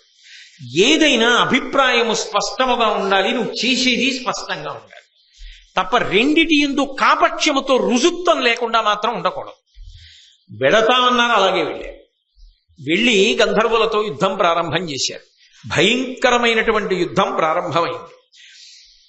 బళ్ళాస్త్రం, ఆగ్నేయాస్త్రం లాంటి అస్త్రములను అర్జునుడు ప్రయోగించి కొన్ని లక్షల మంది గంధర్వుల్ని పడగొట్టాడు. ఇక ఇలా కాదు, ఈ దుర్యోధనుణ్ణి, దుశ్శాసనుణ్ణి, రాణుల్ని వీళ్ళందరినీ కూడా కట్టకట్టి మనం ఇంకో లోకానికి తీసుకెళ్లిపోతే ఇబ్బంది ఉండదని చెప్పి ఆకాశ మార్గంలో చాలా దూరంగా తరలించేస్తున్నారు. అర్జునుడు చూశాడు, వీళ్ళు ఎక్కడ తీసుకెళ్లిపోతారో గంధర్వలోకానికన్న ఉద్దేశ్యంతో తన బాణముల చేత ఆ గంధర్వులు దుర్యోధనాదుల్ని తీసుకెళ్లడానికి వీలు లేని బాణ పంజరాన్ని నిర్మించాడు. ఇప్పుడు ఆ బాణ పంజరాన్ని గంధర్వులు దాటలేకపోయారు. అప్పుడు ఆ చిత్రసేనుడు అన్న గంధర్వరాజు మాయాయుద్ధం మొదలుపెట్టాడు. ఆయన కనపడకుండా యుద్ధం చేస్తాడు. అర్జునుడు ఎంత మాయాయుద్ధం చిత్రసేనుడు చేస్తున్నా ఆయన ఉన్న చోటు నుంచి వస్తున్నటువంటి శబ్దములు ఆనవాలుగా బాణములు వేసి ఆయన శరీరాన్నంతటినీ డుళ్ళగొట్టాడు. అప్పుడు ఆ చిత్రసేనుడు నలుగుడు పడిపోయిన శరీరంతో అర్జునుడికి కనపడ్డాడు. కనబడి, ఓ అర్జున, మనిద్దరం బాల్యమిత్రులం. నీకు అపకారం చెయ్యడం నా ఉద్దేశ్యం కాదు. నిజానికి ఈ దుర్మార్గపు దుర్యోధనుడు, ఈ శకుని, ఈ కర్ణుడు వీళ్ళు ఎందుకు వచ్చారో తెలుసా? ఘోషయాత్రకి వీళ్ళేదో అరణ్యానికి వచ్చి సంతోషంగా కాలక్షేపం చేయడానికో ఆవుల్ని కాపాడడానికో వచ్చిన వాళ్ళు కారు. మిమ్మల్ని అవమానించడానికి వచ్చారు. వీళ్ళు మిమ్మల్ని అవమానించడానికి వస్తున్నారన్న విషయాన్ని తెలుసుకున్న దేవేంద్రుడు వీళ్ళ పన్నాగం జరగకూడదని నన్ను పంపించాడు వీళ్ళని బంధించి తీసుకురమ్మని. దైవము ఫలితమునిచ్చిన తరువాత కదు తెలిసింది. ముందు తెలిసిందా? తెలుస్తుందా? తెలీదు. అందుకని వీళ్ళని బంధీకృతుల్ని చేశాం. నువ్వు అనుమతించి అడ్డుపడకవు. వీళ్ళని తీసుకెళ్లి దేవేంద్రుడి దగ్గర ప్రవేశపెడతా ఉన్నా అంటే అర్జునుడు అన్నాడు, మా అన్నగారి మాట ఉల్లంఘించడానికి వీల్లేదు. ఆయన ఆజ్ఞ శిరోధార్యం. మహానుభావుడు ధర్మరాజు. ఒరే, వెళ్ళి దుర్యోధనాదుల్ని విడిపించి తీసుకురండి అన్నాడు. నువ్వు దుర్యోధనాదుల్ని తీసుకుని మా అన్నయ్య దగ్గరికి రా, మా అన్నగారు ఏం చెప్తే చేద్దాం. సరే, వెంటనే తీసుకుని ధర్మరాజు గారి దగ్గరికి వచ్చారు. ధర్మరాజు గారు చిత్రసేనుడికి నచ్చ చెప్పి పంపించేశాడు. దుర్యోధనుడికి కట్లు విప్పేయమని భీమసేనుడితో చెప్పి కట్లు విప్పించి, మెత్తటి పులి చాలా గొప్పగా మాట్లాడతాడు. నాయన, ఇటువంటి సాహస కార్యక్రమాలు ఇప్పుడు చెయ్యకు సుమా. ఇటువంటి సాహస కార్యక్రమాలంటే ఎటువంటి సాహస కార్యక్రమాలు అర్థం కాదేంటి దుర్యోధనుడికి. ఎలాగో అలా బ్రతికి ప్రాణాలతో బయటపడ్డాడు. ఏ ద్రౌపదీదేవి తన రాణుల్ని చూసి మనసులో పొందాలనుకున్నాడో ఆ రాణులందరి వంక ద్రౌపదీదేవి, మా ఆయన పెట్టిన భిక్ష మీ ప్రాణాలు, మీ ఐదోతనం అని చూస్తుండగా వాళ్ళు సిగ్గుపడ్డారు. తాను ఏవేవి అనుకున్నాడో అవన్నీ ఎదురొచ్చాయి. వాళ్ళందరూ బాధపడతారనుకున్నాడు, తను బాధపడ్డాడు. జీవితంలో పొందని అవమానం, అంత భయంకరమైన అవమానం పొందాడు. తిరుగులేదు. అర్జునుడిని చంపేస్తాడనుకున్న కర్ణుడు ఏమయ్యాడు? యుద్ధభూమిని విడిచిపెట్టి వికర్ణుడి రథం ఎక్కి పారిపోయాడు. నిజానికి విజయమో వీరస్వర్గమో వదిలిపెట్టి వెళ్ళిపోవడం సమర్థనీయం కాదు. ఏ కారణం చేత కూడా ప్రాణమే పోయినా యుద్ధం చేయవలసిందే యథార్థానికి. కానీ మరి విడిచిపెట్టి వెళ్ళిపోయాడా లేదా? అయినప్పుడు ఇంత జరిగిపోయిన తర్వాత ఏడుస్తూ దిగులు పెట్టుకున్నటువంటి మనస్సుతో శిబిరానికి తిరిగి వచ్చాడు. ఏమీ చెయ్యలేక, ఎవరితో మాట్లాడకుండా, ఎంత పటాటోపంతో, ఎంత అల్లరి చేద్దామని వచ్చాడు. ఎంత పెద్దగా అక్కడ తన యొక్క వైభవాన్ని ప్రకటించాలని వచ్చాడు. అలాంటి వాడు రేపు శిబిరం ఎత్తి హస్తినాపురానికి వెళ్ళిపోవాలి. ఇంకా వెళ్ళిన తర్వాత ధృతరాష్ట్రుడంటే ఊరుకుంటాడేమో, ఊళ్ళో వాళ్ళు వీళ్ళని చూస్తూనే అవు పాపం, ఒంటి నిండా దెబ్బలు, బాగా వాచింది కూడాను, ఆ రాణుల ముఖాలు చూడండి ఎలా అయిపోయాయో, జుట్టు పట్టి ఇచ్చేశారట రాజుగారిని అని కథలుగా చెప్పుకుంటారా? చెప్పుకోరా? ఒకడా ఇద్దరా? ఎంతమందిని తీసుకొచ్చాడు? పైగా ఒక్కడే వస్తే ఇంకోలా ఉండరు. ఇది బాగా ప్రచారం చేయడానికి ఎంతమంది అవసరమో అంతమందిని తెచ్చుకున్నాడు. వీళ్ళందరూ వెళ్ళి చెప్పరు. మిగిలిన వాళ్ళు ఏదని అడిగితే వాళ్ళందరూ చచ్చిపోయారంటారు. ఎందుకు చచ్చిపోయారంటే చెప్పరు ఇవన్నీ. మరి కర్ణుడు ఉన్నాడు కదరా మీ దగ్గరంటే, ఇంకెక్కడ కర్ణుడు ఎప్పుడో పారిపోయాడని చెప్పరు. దుర్యోధనుడు ఏం చేశాడంటే, ఏం చేయడు, జుత్తటు గీడ్చుకుపోయారని చెప్పరు. మరి వీళ్ళు ఎలా బతికి వచ్చారంటే, ధర్మరాజు గారు కాపాడాడు, అర్జునుడు రక్షించాడని చెప్పరు. ఎవరి ప్రతాపాలు, ఎవరి పౌరుషాలు, ఎవరి గౌరవాలు ప్రచారంలోకి వస్తాయి, ఎవడు అవమానపడుతున్నాడు. ఇవన్నీ ఇంటికెళ్ళాలనేటప్పటికీ తలుచుకు ఎంత బాధ. అటు ఇంటికెళ్ళలేడు. అలాగనే అరణ్యంలోనే ఉండిపోతే ధర్మరాజుకి తనకి ఏమిటి తేడా? ఇది తను వేసుకున్నది, అది ఆయనకి తాను వేసింది. ఇద్దరు అక్కడే కూర్చోవాలంతే. ఇంకా ఆయనకి హాయిగా యజ్ఞం చేస్తాడు, యాగం చేస్తాడు, తపస్సు చేస్తాడు, మంచి మాటలు వింటాడు. ఆయన ధర్మరాజు గారు. అడవిలో ఉన్న ఎవరైనా వస్తారు, ఈయన అడవిలో ఉన్న ఎవరు వస్తారు ఆయన దగ్గరికి? కాబట్టి మనసు ఎంత వ్యాకులత పొందుతుంది. శిబిరంలో లోపలికి పోయి ఒక్కడు మంచం మీద పడుకుని ఆలోచిస్తున్నాడు. ఈలోగా ఎక్కడి నుంచి వచ్చాడో కర్ణుడు వచ్చాడు. వచ్చి ఆ ధర్మరాజు ఆ పడుకున్నటువంటి దుర్యోధనుడి దగ్గరికి వెళ్ళాడు. వెళ్ళి ఆ దుర్యోధనుడిని ఉద్దేశించి పరమ సంతోషంతో మాట్లాడాడు. మనుజవరేణ్య చూడ అతిమానుషమమ్మెయి కయ్యమెందు కల్గునే పటు విక్రమాన్వితుల క్రోధ నిబద్ధుల కామరూపులం చెనయగవచ్చునే ఖచర సింహుల నీరికి అట్టి వారి నేపున దునుమాడి గెలిచితివి విభూతిలర్పగా నీవు తమ్ములు. అబ్బబ్బబ్బబ్బబ్బా, దుర్యోధన మహారాజా, వీరుడంటే నువ్వయ్యా, ఎంత గొప్పవాడివి నిజంగా. మనుజవరేణ్య చూడ అతిమానుషమెమ్మెయి కయ్యమందు కలుగునే, ఇంత అతిమానుషమైనటువంటి యుద్ధాన్ని అసలు ఎలా చేశావయ్యా? ఎంత గొప్ప యుద్ధం చేశావు, ఎలా గెలిచావయ్యా వాళ్ళందరినీ? క్రోధ నిబద్ధుల పటు విక్రమాన్వితుల కామరూపులం చెనయగవచ్చునే ఖచరసింహుల నీరికి. ఆ గంధర్వులు వాళ్ళేం సామాన్యుల? అయ్య బాబోయ్, ఏం విక్రమం వాళ్ళది, ఎంత కోపం వాళ్ళకి. పైగా కామరూపులు, రూపు మార్చేసుకుంటున్నారు, కనపడరు. అలాంటి వాళ్ళని తమ్ముళ్లతో కలిపి ఓడించేశావు. ఎంత గొప్పవాడివయా నువ్వు. అట్టి వారి నేపున దునుమాడి గెలిచితివి విభూతి అలర్పగా నీవు తమ్ములు. దుర్యోధన, నువ్వు తమ్ముళ్ళు కలిసి ఎలా గెలిచారయ్యా? చాలా ఆశ్చర్యంగా ఉంది. అప్పుడు నీవు చూడగ అనంతములై ఖచరేంద్ర సైన్యముల్ కప్పే అనేక సాయక నికాయములన్వడినన్ను నేనును కుప్పలు గోలవేసి రిపుకోటి వధించితి అంతలోన నన్నొప్పరికించే సైన్యతతి ఒక్కడనై రణభూమి నొచ్చితిన్.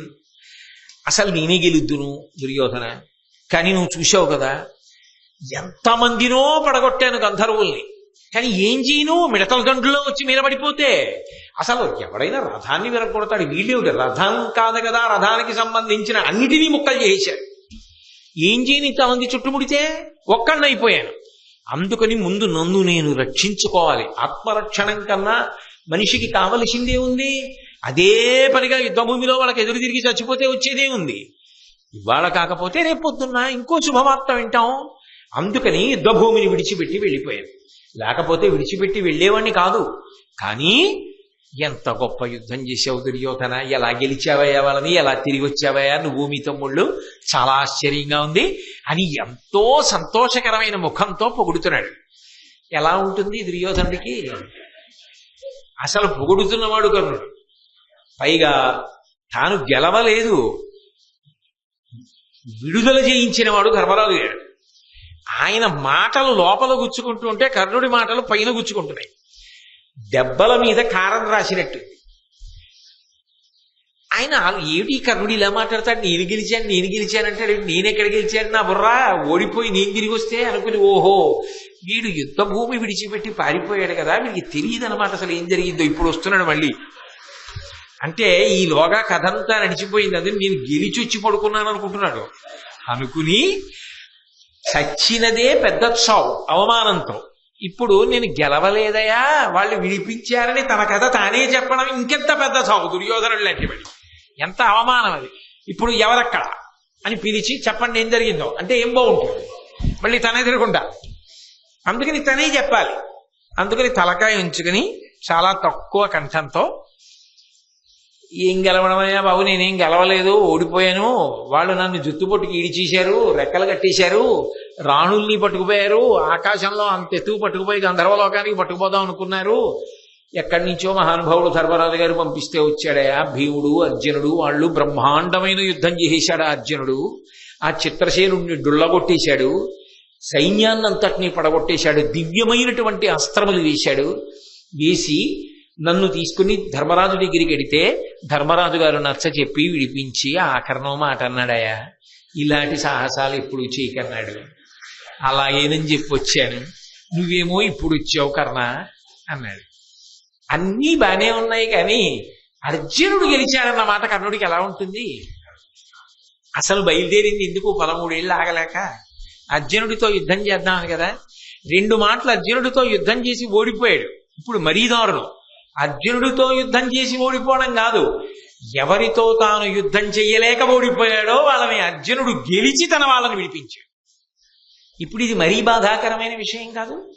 కానీ అబ్బా అలా జరిగిందా, సమయానికి నేను లేకపోయాను, నిజమే నేను ఓడిపోయాను అన్నాడు అనుకోండి కర్ణుడు.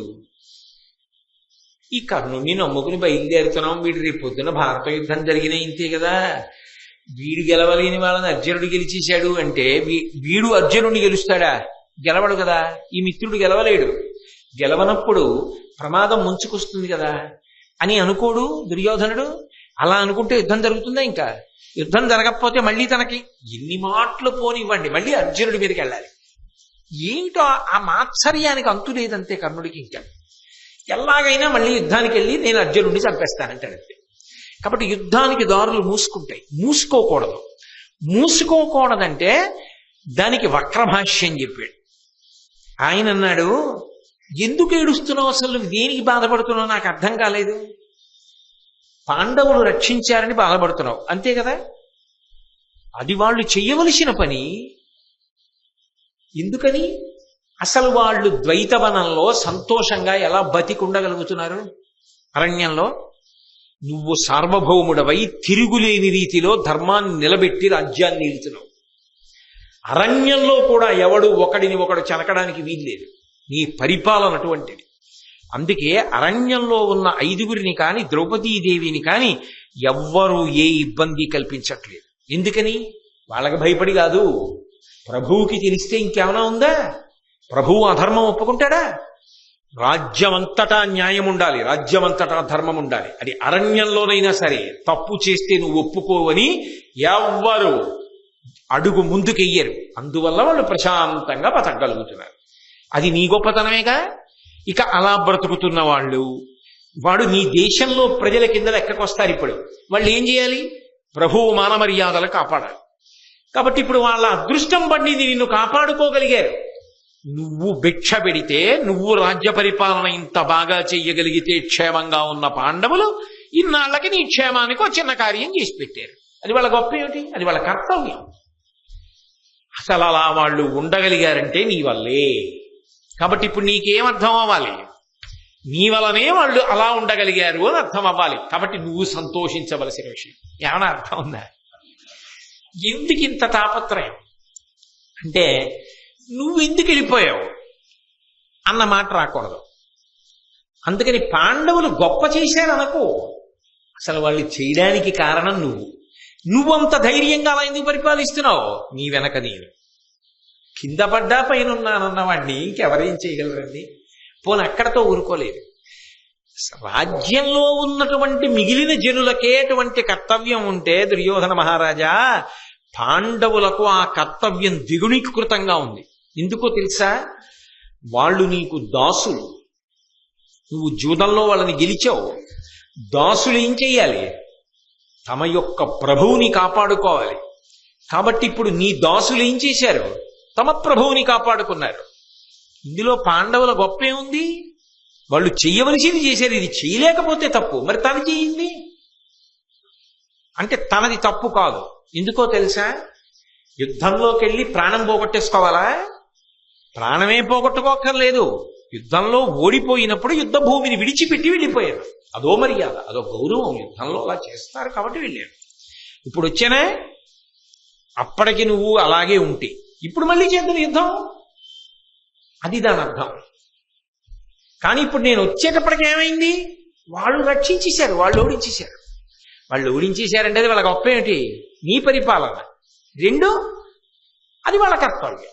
దాసులు లేకపోతే ధర్మం పోతుంది.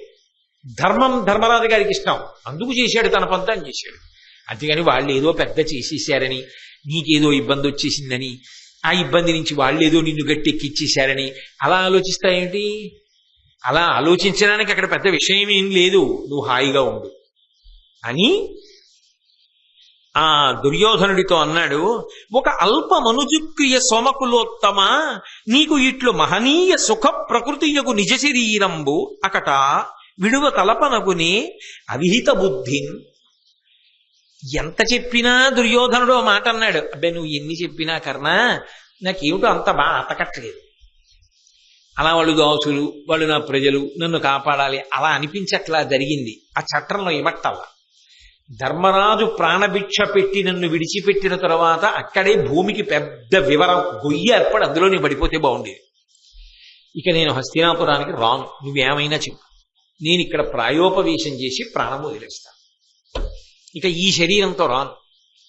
అడవికి వెళ్ళాడు పెద్ద ఘోషయాత్ర కింద, పాండవులు ప్రాణభిక్ష పెడితే తగుదనమ్మా అని తిరిగి వచ్చాడంటారు చూసిన వాళ్ళు, నేను రాను అంటే కర్ణుడు అంటాడు, ఒక అల్పమనుజుక్రియ సోమకులోత్తమా నీకు ఇట్లు మహనీయ సుఖ ప్రకృతియకు నిజ శరీరం ఒకట విడువ తలపనగునే. ఇక్కడ కూడా పాండవుల మీద శ్లేష. ఎవరు వదిలిపెట్టాలి? ఒక అల్పమనుజుక్రియ, సామాన్యుడు, అతి సామాన్యుడైనటువంటి మనిషి కష్టాలకి తప్ప జీవితంలో సుఖమన్నది ఒకటి ఉంటుందని కలలో కూడా అనుకోలేని వాడు ఇక కష్టాన్ని తట్టుకోలేక ప్రాణం వదిలేస్తానంటే ఏమో. నిజానికి అలా నచ్చ ఎవరు అనకూడదు. కళ్యాణి బతకాదేయం లౌకికీ ప్రతిపాతిమా ఏది జీవంతిమానందో నరం వర్ష శతాదపి అంటుంది సీతమ్మ సుందరకాండలో. 100 ఏళ్లు కష్టాలు వచ్చినా కూడా ప్రాణం వదిలిపెట్టకూడదు. చిట్ట చివరైనా శుభవార్త వింటాడు. ఆత్మహత్య అంగీకారయోగ్యం కాదు. కాబట్టి నువ్వెందుకు విడిచిపెడతావు ప్రాణాలు? ఏమనుకుంటున్నావు నీ శరీరం అంటే? అదేం మామూలు శరీరం అనుకుంటున్నావా? నీ శరీరం దేనికి పుట్టిందో తెలుసా? నీ శరీరం పుట్టింది అసలు నీకు ఇట్లు మహనీయ సుఖ ప్రకృతియకు నిజ శరీరంబు, అపారమైన సుఖాలు భోగాలు పొందడానికి వచ్చింది ఆ శరీరం. అందుకే నువ్వు అలా పుట్టావు. అంటే దాని అర్థం ఏంటి? వాళ్ళు తగిలించుకుందామన్నా భోగాలు సుఖాలు, రాజ్యాలు గెలిచినా రాజసూయం చేసినా కష్టాల కోసం పుట్టిన శరీరాలవి. అందుకే అడిగికి పోయారు. నీ శరీరం అలా కష్టాలు పడేది కాదు. అందుకే కారాగారానికి తీసుకెడదామని వాడనుకున్నాను, మళ్ళీ తిరిగి ఇలా వచ్చేసి. చూసావా? అంటే దైవం ఏం చెప్తోంది? సర్వదా సుఖపడడానికి వచ్చిన వాడివి నువ్వు బాధపడ్డాన్ని నేను అంగీకరించానని దైవము నిన్ను రక్షించినట్టయిందా కాదా? అయ్య బాబోయ్, ఇంతకన్నా వితండవాదన ఉంటుందండి లోకంలో. అవతలవాడికి ఏదైనా కొంచెం ఊరట కల్పించవచ్చేమో కానీ అప్పుడు కూడా పాండవులు కూడా అన్వయం అయ్యేటట్టుగా శ్లేష పెట్టి మాట్లాడమే. కాబట్టి భోగం కోసం సుఖం కోసం వచ్చిన శరీరం దాన్ని వదిలిపెట్టేస్తానంటావేమిటి? అకట విడువ తలపనగునే అవిహిత బుద్ధిన్. విహితం ఏదో ఏది చెయ్యాలో తెలుసుకోకుండా చిన్న కష్టం వచ్చేటప్పటికి తట్టుకోలేని క్రమశిక్షణ లేని బుద్ధితో ఇలాంటి ఆలోచనలు చేస్తాయేంటి? శోకమగ్నుండవగు నిన్ను చూచి బెగడి అధిపా నీ తమ్ములను నేను అధిక దుఃఖ వహ్ని పల్పడమయ్యా మా వలన కరుణ కలిగి తీర్పవే ఇందర కౌరవేంద్ర. నువ్వు ఇలా శోకంతో అలమటించిపోతుంటే, ఇలా బాధపడిపోతుంటే, ఇలా సిగ్గుతో కుంచుకుపోయి లోపల గదిలోకి వెళ్ళిపోయి అలా మంచం మీద పడుకుని హస్తినాపురానికి వస్తానన్నావు, ఇక్కడ ఉంటానన్నావు, ఎవరితో మాట్లాడవు, ముఖమంతా ఎర్రగా అయిపోయి చీ చీ అంటూ నిద్రపోకుండా అడు తిరిగి ఇటు తిరిగి బాధపడిపోతుంటే నేను సంతోషంగా ఉంటానా? నీ తమ్ముళ్ళు సంతోషంగా ఉంటారా? ఎవరు సంతోషంగా ఉంటారు చెప్పు? కాబట్టి మనసు మళ్ళించుకో, రా హస్తినాపురానికి. బోలెడన్ని సుఖాలు ఎదురున్నాయి నీకు. హస్తినాపురానికి వెడితే మళ్ళీ ఈ శరీరంతో ఎన్ని భోగాలు పొందొచ్చో. అసలు ఆ శరీరం ఉండడానికి కారణం ఎవరయ్యాడు? ఇప్పుడు ఆ భోగాలన్నీ ఎవరి భిక్ష? ధర్మరాజు గారి భిక్ష. అది గుర్తొస్తోంది దుర్యోధనుడికి. ఈయన హస్తినాపురానికి రమ్మంటాడు. అందుకని కర్ణుడు ఎన్ని చెప్పినా వెళ్ళడానికి దుర్యోధనుడు ఇష్టపడ్డ. ప్రదోషవేళయింది. స్నానం చేసి తాను నిర్వర్తించవలసినటువంటి విహిత కర్మలను పూర్తి చేసుకుని ప్రాయోపవేశానికి కూర్చున్నాడు. సమాధివిష్టుడై దర్భాసనం వేసుకుని కూర్చునున్నాడు. మాట మంతి లేదు. అలా కూర్చునుండగా ఇక చూశారు, ఈయన ధ్యానంలో ఉన్నాడు, మనం ఇప్పుడు ధ్యానభంగం చేయకూడదని అందరూ పక్కకెళ్ళి దుర్యోధనుడికి మళ్ళీ ఎలా ఉత్సాహం కల్పించాలి, ఎలా ఇంటికి తీసుకెళ్ళాలి, మళ్ళీ ఎలా కుట్రలు చెయ్యాలి, మళ్ళీ ఎలా పాండవుల్ని బాధ పెట్టాలి. పాండవులు బాధపడితే తప్ప ఈయన సంతోషపడ్డావు, ఏం చెయ్యాలి అని బయట నిలబడి అందరూ మాట్లాడుకుంటున్నారు. ఈలోగా అక్కడ కనపడని వాళ్ళు ఒకళ్ళు బాధపడ్డారు. ఎవరు వాళ్ళంటే రాక్షసులు. వాళ్ళు పాతాళ లోకంలో ఉంటారు. వాళ్ళందరూ అత్యవసర సమావేశం ఒకటి నిర్వహించారు. ఒరే, దుర్యోధనుడు ప్రాయోపవేశం చేశాడు, అవమాన భారంతో ఉన్నాడు, హస్తినాపురానికి వెళ్లే ఉద్దేశ్యంతో లేడు. కాబట్టి శరీరం వదిలిపెట్టేస్తాడో ఏమో. శరీరం వదిలిపెట్టేస్తే ప్రమాదం ఏర్పడుతుంది. ఇప్పుడు ఎలా దుర్యోధనుణ్ణి తీసుకొచ్చి మాట్లాడడం కుదరదు, మనం వెళ్ళి మాట్లాడడం కుదరదు. కాబట్టి ఒక ప్రయోగం చెయ్యాలి అని శుక్రాచార్యుల వారిని పిలిచారు. పిలిచి ఒక అభిచార హోమం చేయించారు. ఆ అభిచార హోమ కుండంలోంచి ఒక కృత్య ఆవిర్భవించింది. ఆ కృత్య ఏ శాసనం మీద నన్ను సృజించారని అడిగింది. నువ్వు ఎవ్వరికీ కనపడకుండా ద్వైతవనంలో శిబిరంలో సమాధి స్థితిలో కూర్చుని ఉన్నటువంటి దుర్యోధనుణ్ణి కౌగిలించుకొని ఎలా ఉన్నవాణ్ణి అలా ఎత్తుకొచ్చేసి పాతాళలోకంలో ప్రవేశపెట్టు. వెంటనే ఈ కృత్య వెళ్ళి దుర్యోధనుణ్ణి కౌగిలించుకొని కదిపి ఎవ్వరికంటా పడకుండా నిశ్శబ్దంగా పాతాళలోకానికి తీసుకెళ్ళిపోయాడు. ఆయన కళ్ళు తెరిచాడు. ద్వైతవనంలో లేడు, పాతాళాల్లో రాక్షసుల మధ్యలో ఉన్నాడు. ఆ రాక్షసులందరూ చుట్టూ కూర్చుని ఉన్నారు. పాండవులైతే భయం కానీ రాక్షసులైతే భయం ఏముంది. కాబట్టి ఆ రాక్షసులందరూ దుర్యోధనుణ్ణి ఉద్దేశించి మాట్లాడారు. మహానుభావాలు ఇలా శరీరాన్ని విడిచిపెడతానని చెప్పి హఠం చెయ్యడం మంచి పద్ధతి కాదు. ఎందుకనంటే మాకొక ఉత్తముడైన నాయకుడు కావాలి. వాడు మమ్మల్ని మా అంశలలో పుట్టిన వాళ్ళవి, చనిపోయిన వాళ్ళ అంశంలో వచ్చిన వాళ్ళవి, వీళ్ళందరినీ యుద్ధరంగంలో నడిపించగలిగినటువంటి గొప్ప రాక్షసుడు మనుష్య శరీరంతో రావాలని మేము గొప్ప తపస్సు చేశాం. ఒకప్పుడు పార్వతీ పరమేశ్వరుడు ప్రత్యక్షమై మా యొక్క కోరికని మన్నించాలనుకున్నారు. అప్పుడు అనుగ్రహించారు, మీకొక నాయకుణ్ణి పంపిస్తున్నాను అని. ఆ నాయకుడే నువ్వు మా అందరికీ నాయకుడవు. పరమశివుడు నిన్ను సృజించినప్పుడు కూడా నీ శరీరాన్ని చాలా ఆశ్చర్యకరమైన రీతిలో సృజించాడు. నీ శరీరము యొక్క పూర్వభాగం అంతా కూడా అద్భుతమైనటువంటి వజ్రముతో తుల్యముగా ఉంటుంది. వజ్రము బదలగొట్టబడదు. అందుకే నీ శరీర పూర్వభాగం, అందుకే తెలిసో తెలియకో దైవం ఉన్నది కదూ. కర్ణుడు అనకూడని మాట అనేశాడు. జూదంలో ఓడిపోని వాణ్ణి ఆరోభర్తగా ఎంచుకో అన్నాడు. ఆ మాట అనడం ఏమిటి? నిష్కారణంగా దుర్యోధనుడు తొడలగొట్టాడు. పూర్వభాగమే వజ్ర తుల్యము, అధోభాగము వజ్రతుల్యము కాదు. ఈ మాట అడ్డుపెట్టే భీముడు ప్రతిజ్ఞ చేశాడు, తొడల మీద కొట్టి పడగొడతాను. లేనినాడు యథార్థమునకు భీముడు కూడా దుర్యోధనుడిని పడగొట్టడం సాధ్యం కాదు. నాభికి కింద కొట్టకూడదు కదా యుద్ధంలో. నాభికి కింద కొడితే పడడు, నాభికి పైన కొడితే అస్త్రములు కూడా పనిచేయవు. ఎందుకంటే అది పరమశివుడు వజ్రతుల్యంగా తయారు చేసిన శరీరం. ఎవరు తపస్సు చేసినా అనుగ్రహించాలి. అందుకని రాక్షసుల కొరకు సృజింపబడిన అపూర్వ శరీరం. పైకి అలా కనపడదు. ఎంత గొప్పగా ఉంటుందంటే పుష్ప సదృశంగా ఉండి భోగములకన్నిటికీ కూడా యోగ్యమైన శరీరంలా కనపడుతుంది. కానీ యుద్ధమే వస్తే గదాదండముల చేత కొట్టినా నీ శరీరం ఏమవదు. ఇది తెలుసు కాబట్టే కృష్ణ పరమాత్మ భీమదుర్యోధనుల మధ్య యుద్ధం జరుగుతున్నప్పుడు అర్జునుడితో ఒక మాట అన్నాడు, ఇతన్ని ధర్మయుద్ధంలో పడగొట్టడం సాధ్యం కాదు అర్జున అన్నాడు. ఎందుకని అంటే రాక్షసుల తపస్సు వలన అలా సృజింపబడ్డాడు. బలరాముడు తొందరపడితే అందుకే అన్నాడు, ఇది ప్రతిజ్ఞాపాలనము. భీముడు ప్రతిజ్ఞ చేశాడు తొడల మీద కొట్టవచ్చు గదాదండంతో. లేనినాడు దుర్యోధనుడు పరడసాడు. కాబట్టి అంత గొప్ప శరీరాన్ని.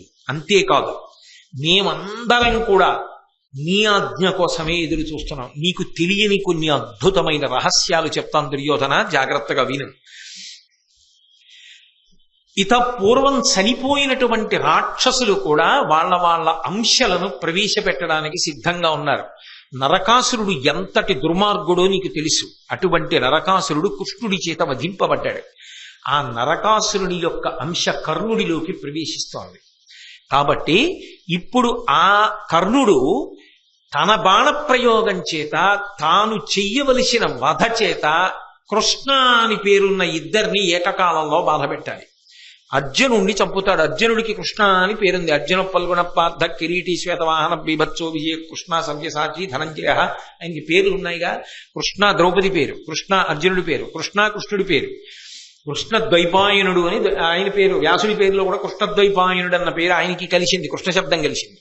కాబట్టి నన్ను నరకాసురుణ్ణి చంపినటువంటి కృష్ణుడు ఎవరున్నాడో ఆ కృష్ణుడు అర్జునుడు మరణిస్తే బాధపడతాడు. ఆ అర్జునుణ్ణి చంపడానికి కావలసిన దివ్యశక్తి నరకాసురుని యొక్క ఆత్మలోంచి ఇప్పుడు కర్ణుడిలోకి ప్రవేశిస్తుంది. కాబట్టి ద్విగుణీకృత ఉత్సాహంతో కర్ణుడు అర్జునుణ్ణి పడగొడతాడు. అర్జునుణ్ణి పడగొట్టేసిన తర్వాత కృష్ణుడు తట్టుకోలేడు. ఇవన్నీ జరగబోతున్నాయి. ఈ రాక్షసాంశలన్నీ భూమి మీదకి వచ్చాయి. ఇప్పటికే లక్షల కోట్ల రాక్షసులు సంశప్తకులు అనబడేటటువంటి పేరుతో భూమి మీద పుట్టి ఉన్నారు. వాళ్ళందరూ కూడా జరగబోయేటటువంటి భారత యుద్ధంలో నీ పక్షాన యుద్ధం చేస్తారు. వీళ్ళందరితో యుద్ధం చెయ్యడం అంత తేలిక విషయం కాదు అర్జునుడికి. కాబట్టి గెలుపు నీదే. ఎదర బ్రహ్మాండమైన గెలుపు కోసం నీకు తెలియదు. నీకోసం కొన్ని కోట్ల మంది రాక్షసులు అనేకమైన రూపాలతో ఉన్నారు. వీళ్ళందరూ భారత యుద్ధంలో నీ వెనక నిలబడతారు. అప్పుడు విజయాన్ని సాధిద్దువుగానివి. ఇప్పుడేదో ధర్మరాజు గారు నిన్ను విడిపించాడని ప్రాయోపవేశం చేసి ప్రాణం వదిలేస్తానంటావు ఏమిటి? అసలు చేసుకోవలసిన పండగ ముందు. దానికి నువ్వు సంతోషంగా ఉండాలి తప్ప నువ్వు ప్రాయోపవేశం చేసి శరీరం వదిలేస్తే మేమందరం పార్వతీ పరమేశ్వరుల గురించి తపస్సు చేసి అద్భుతమైనటువంటి నాయకుడిని ఇమ్మని అడిగి పూర్వభాగం అంతా వజ్ర సదృశమైన శరీరం కలిగినటువంటి నిన్ను నాయకుడిగా సృజింప చేసి సంతోషించడం మాకెందుకు చెల్లుతుంది? కాబట్టి నువ్వు ప్రాణములతో ఉండాలి. కాబట్టి ఏ విధమైన బాధ పొందవద్దు. ఏమీ తెలియని వాళ్ళ హస్తినాపురానికి వెళ్ళిపో. ఎవరు ఏమను నువ్వు పట్టించుకో. వాళ్ళకి తెలియదు అసలు రహస్యం అనుకున్న వేసుకోండి. ఎంత ఆనందపడిపోయాడు. అబ్బా, నాకు తెలియదు ఇంతమంది రాక్షసులు ఉన్నారా నా గురించి. అప్పుడైనా ఒక ఆలోచన రావాలి కదూ. ఇంతమంది రాక్షసుల్ని, ఇంత అధర్మాన్ని వెనక పెట్టుకుంటే ముందు ధర్మం నిలబడిన తరువాత నిలబడుతుందా? పర్వతమంత దూది కుప్ప వేసి అవతల ఉన్నది చిన్న నిరుసే కదండి, చిన్న నిప్పు కడికే కదా, నా దగ్గర దూది పర్వతం ఉంది కదా అంటే దాంట్లోకి పెద్ద దావాగ్ని పడాలా? నిప్పు నెరుసు చాలదు దూది పర్వతంలో పడిన తర్వాత కాల్చేయడానికి. ఇది దూది పర్వతం అధర్మం వల్ల, అది నెరుసు ధర్మం వల్ల. అది నెరుసైనా దీన్ని కాల్చేస్తుంది. ఎందుకని అంటే ఇది దూది పర్వతం, ఇది అధర్మం. అప్పుడైనా తెలుసుకోవాలి కదా. అంటే యథార్థమునకు ధర్మమునందు పరమ పూనిక కలిగిన వాడైతే ఆ మాట ఆలోచిస్తాడు. అసలు ఆ పూనిక ఎక్కడుంది? లేదుగా. అందుకే కాపక్ష్యమునకు పరాకాష్ఠ ఏమిటో తెలుసా? ఆయన ఇవన్నీ విని అనుకున్నాడు ఇది కర్ణుడికి కూడా చెప్పద్దు. ఎందుకు చెప్పకూడదు అంటే, ఓహో నేను ఇందుకే పుట్టాను, నా వెనక ఉండే వాళ్ళందరూ రాక్షసులే అన్న భావన కలగకూడదు. చాలా ఉత్తముడిలాగే నేను కనపడాలి, నేను చాలా మంచివాళ్ళలాగా ఉండాలి. అంతేగాని రాక్షస స్వభావం నా ఎందున్నది అన్న విషయం నా నోటితో నేను చెప్పకూడదు. అందుకే కర్ణుడికి కూడా చెప్పాల. ఎంత గొప్ప స్నేహాలో చూడండి. వెంటనే ఆ కృత్య దుర్యోధనుడు బ్రతకడానికి అంగీకరించగానే మళ్ళీ ఆయన్ని యథాస్థానంలోకి తీసుకొచ్చి కూర్చోబెట్టింది. ఏమీ ఎరగని వాళ్ళ మళ్ళీ ఆ దర్భల చాప మీద అలాగే ఉన్నాడు.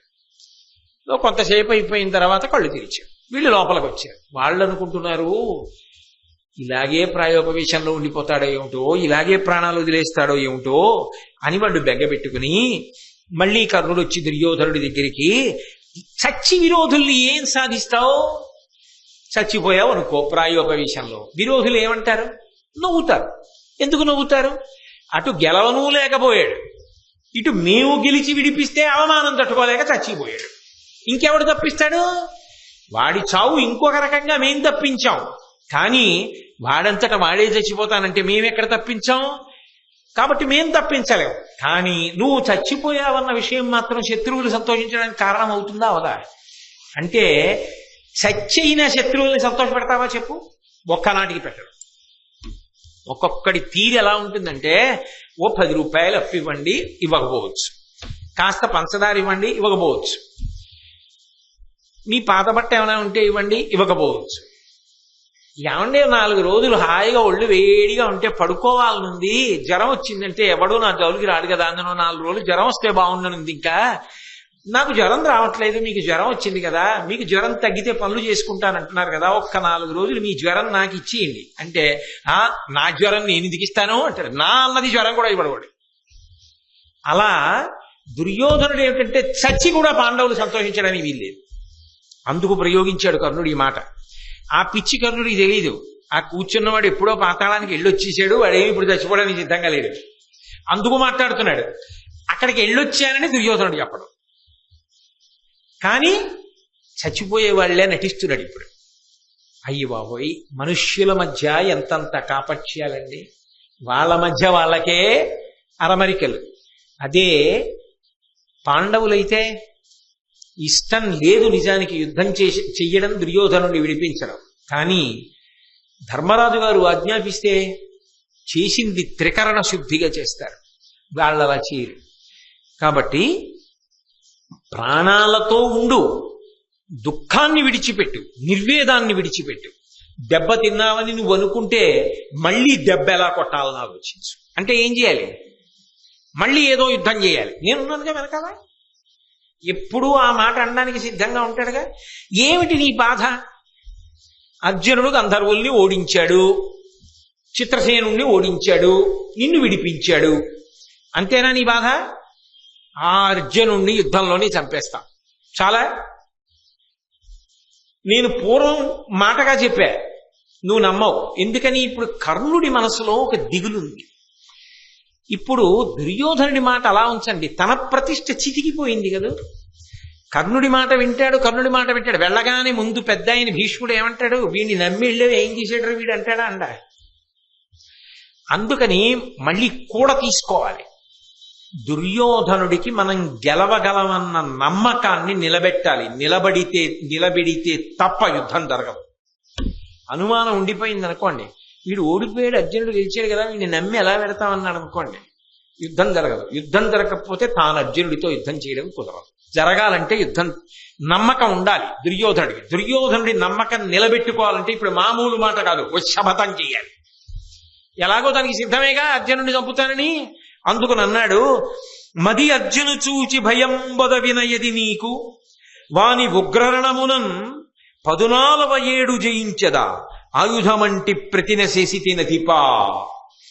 దుర్యోధన, నాకు బాగా అర్థమైంది, నీ చచ్చిపోతా అని నువ్వు ఎందుకు అంటున్నావో తెలుసా? నిజానికి నీకు అర్జునుడి గురించి మనసులో బెంగ పట్టుకుంది. అర్జునుడి గురించి బెంగ పట్టుకోలేదు, కర్ణుడు ఏమీ చెయ్యలేడేమో అని బెంగ పట్టుకుంది. అసలు నిజంగా పట్టుకుంటే కదా, అలా పట్టుకుందేమో అని కర్ణుడికి అనుమానం. అందుకని నేనేం చేయలేనని బెంగ పెట్టుకుంటున్నావా అంటలేదు. అర్జునుడు ఏమైనా చేసేస్తాడని బెంగ పెట్టుకుంటున్నావా అంటే, అర్జునుడి మీద పగ దుర్యోధనుడికి చల్లారకూడదు. అందుకే యుద్ధం వైపుకే నడవాలి దుర్యోధన దృష్టి. అందుకని చాకచక్యంగా అన్నాడు, మది అర్జును చూచి భయంబొద వినయది నీకు, వాని ఉగ్రరణంబునన్. ఆ అర్జునుండి రాబోయేటటువంటి కాలంలో 14వ సంవత్సరంలో బ్రహ్మాండమైన యుద్ధం జరిగినప్పుడు నేను 14 జయించదా, అర్జునుండి జయిస్తాను. ఆయుధమంటి ప్రతినశేసితే నదిపా, ఆయుధం మీద చెయ్యి పెట్టి ప్రతిజ్ఞ చేస్తున్నా, అర్జునుణ్ణి గెలిచి తీరుతా. దుర్యోధన మహారాజా, నువ్వు బెంగ పెట్టుకో, అర్జునుడి గురించి మనసులో బెంగ తీసేయి. నిజంగా ఉంది ఆయనకి ఇప్పుడు? ఆయనకేం లేదు. ఎందుకంటే పాతాళానికి తీసుకెళ్లి రాక్షసులు చెప్పారు కదా, వాళ్ళు చెప్పారు అసలు విషయం. నరకాసురుడి అంశ కూడా కర్ణుడిలో ప్రవేశిస్తోంది, బెంగ పెట్టుకోకని చెప్పారు. కాబట్టి కర్ణుడి మీద విశ్వాసం దుర్యోధనుడికి ఉంది, పోయిందేమో అని బెంగ పెట్టుకుంటున్నవాడు కర్ణుడు. అందుకని ఓ ప్రతిజ్ఞ కూడా చేశాడు. చేసి అనుకుంటున్నాడు, ఇప్పుడు దుర్యోధనుడు నన్ను నమ్మాడు, ప్రతిజ్ఞ కూడా చేశాను కదా, కాబట్టి అర్జునుణ్ణి కొట్టి తీరుతాననుకుంటున్నాడు. ఇప్పుడంటే యుద్ధం చేయలేకపోవడానికి కారణం అంతమంది వచ్చి మీద పడిపోతారా మరీ అన్యాయంగా? అందుకని రథం కూడా విరిచేస్తే ఏం చేయనండి, వెళ్ళిపోయాను. మళ్ళీ వచ్చాను కదా, అప్పటికేమో ఈయన్ని పట్టుకోవడం, కట్టేయడం, తీసుకెళ్ళిపోవడం, వదిలిపెట్టేయడం అయిపోయింది. ఇంక నేనేం చేయను అని ఏదో సమర్థించుకోవడానికి అవకాశం. నిజంగా లోపల ఎవడంతరాత్మక వాడికి తెలియదు.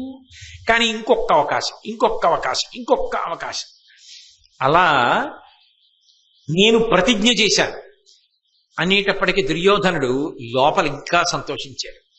ఆహా, పాతాళానికి తీసుకెళ్లి రాక్షసులు చెప్పారు, నేను అది కర్ణుడికి చెప్పలేదు, కానీ కర్ణుడి శపథం కూడా చేశాడు, కాబట్టి పాండవుల్ని చంపేస్తాం. ఆయన విర్రి అయింది, ఈయన విర్రి అయింది. కాబట్టి ఇప్పుడు అందరూ సంతోషంగానే ఉన్నారు. కాబట్టి ఇప్పుడు రాక్షసులు చెప్పారుగా హాయిగా వెళ్ళిపో హస్తినాపురానికి. ఏమంటారు అందరూ? వీళ్ళు అక్కడ ఓడిపోయి ఇచ్చాడంటారు. వాళ్ళకేం తెలుసు ఎదరు నువ్వు గెలవబోతున్నావు, నీకోసం ఇంతమంది రాక్షసులు పుట్టారని. కాబట్టి వాళ్ళకేం చెప్పకు, ఓ నవ్వు నవ్వే అంతే, ఊరుకో. నీకు తెలుసుగా ఎదర గెలిపి నీదేనని, వాళ్ళందరూ వెళ్ళిపోతారని. కాబట్టి ఆయన సంతోషంగా ఉన్నాడు. కర్ణుడు దుర్యోధనుడు సరేలేమయ్యా, నీ మాట ఎందుకు కాదంటాను, నువ్వు నా ప్రాణమిత్రుడివి, ఇంత చెప్తున్నావు కదా, హస్తినాపురానికి వచ్చేస్తానన్నాడు. కర్ణుడిని ఇంకా దగ్గరికి తీసుకోవడానికి. కర్ణుడు చూసావా, దుర్యోధనుడి పుటలో పెట్టగలిగాను, నా మాట మీద నమ్మకం ఉంది, పర్వాలేదు, ఓడిపోయినా ఈ పూడికి వచ్చుకోగలిగాను ప్రతిజ్ఞ చేయడం వల్ల. కాబట్టి కురు పాండవుల మధ్య సఖ్యత కుదరదు, యుద్ధమే జరుగుతుందిలే. కర్ణుడు సంతోషంగా ఉన్నాడు. అమ్మయ్య ఏదో మొత్తానికి ఇంటికి వస్తున్నాడని రాణులు పరివారం అంతా సంతోషంగా ఉన్నారు. మనం ధర్మం తప్పలేదు, ధర్మరాజు గారు సంతోషంగా ఉన్నాడు. ఇంతమంది సంతోషంగా ఉన్న తర్వాత అలా ఒక్క రాత్రైనా ఉండనివ్వండి. ఇప్పుడే మిగిలిన ప్రవచనం ఎందుకు, రేపు 7 గంటలకు కలుసుకున్నప్పుడు మిగిలింది చెప్పుకుందాం. మంగళాశాసన పరై పదాచార్య పురోగమై సర్వైశ్చ పూర్వైరాచార్యై సత్కృతాయాస్తు మంగళం. మంగళం కౌసలేంద్రాయ మహనీయ గుణాత్మనే చక్రవర్తి తనూజాయ సర్వ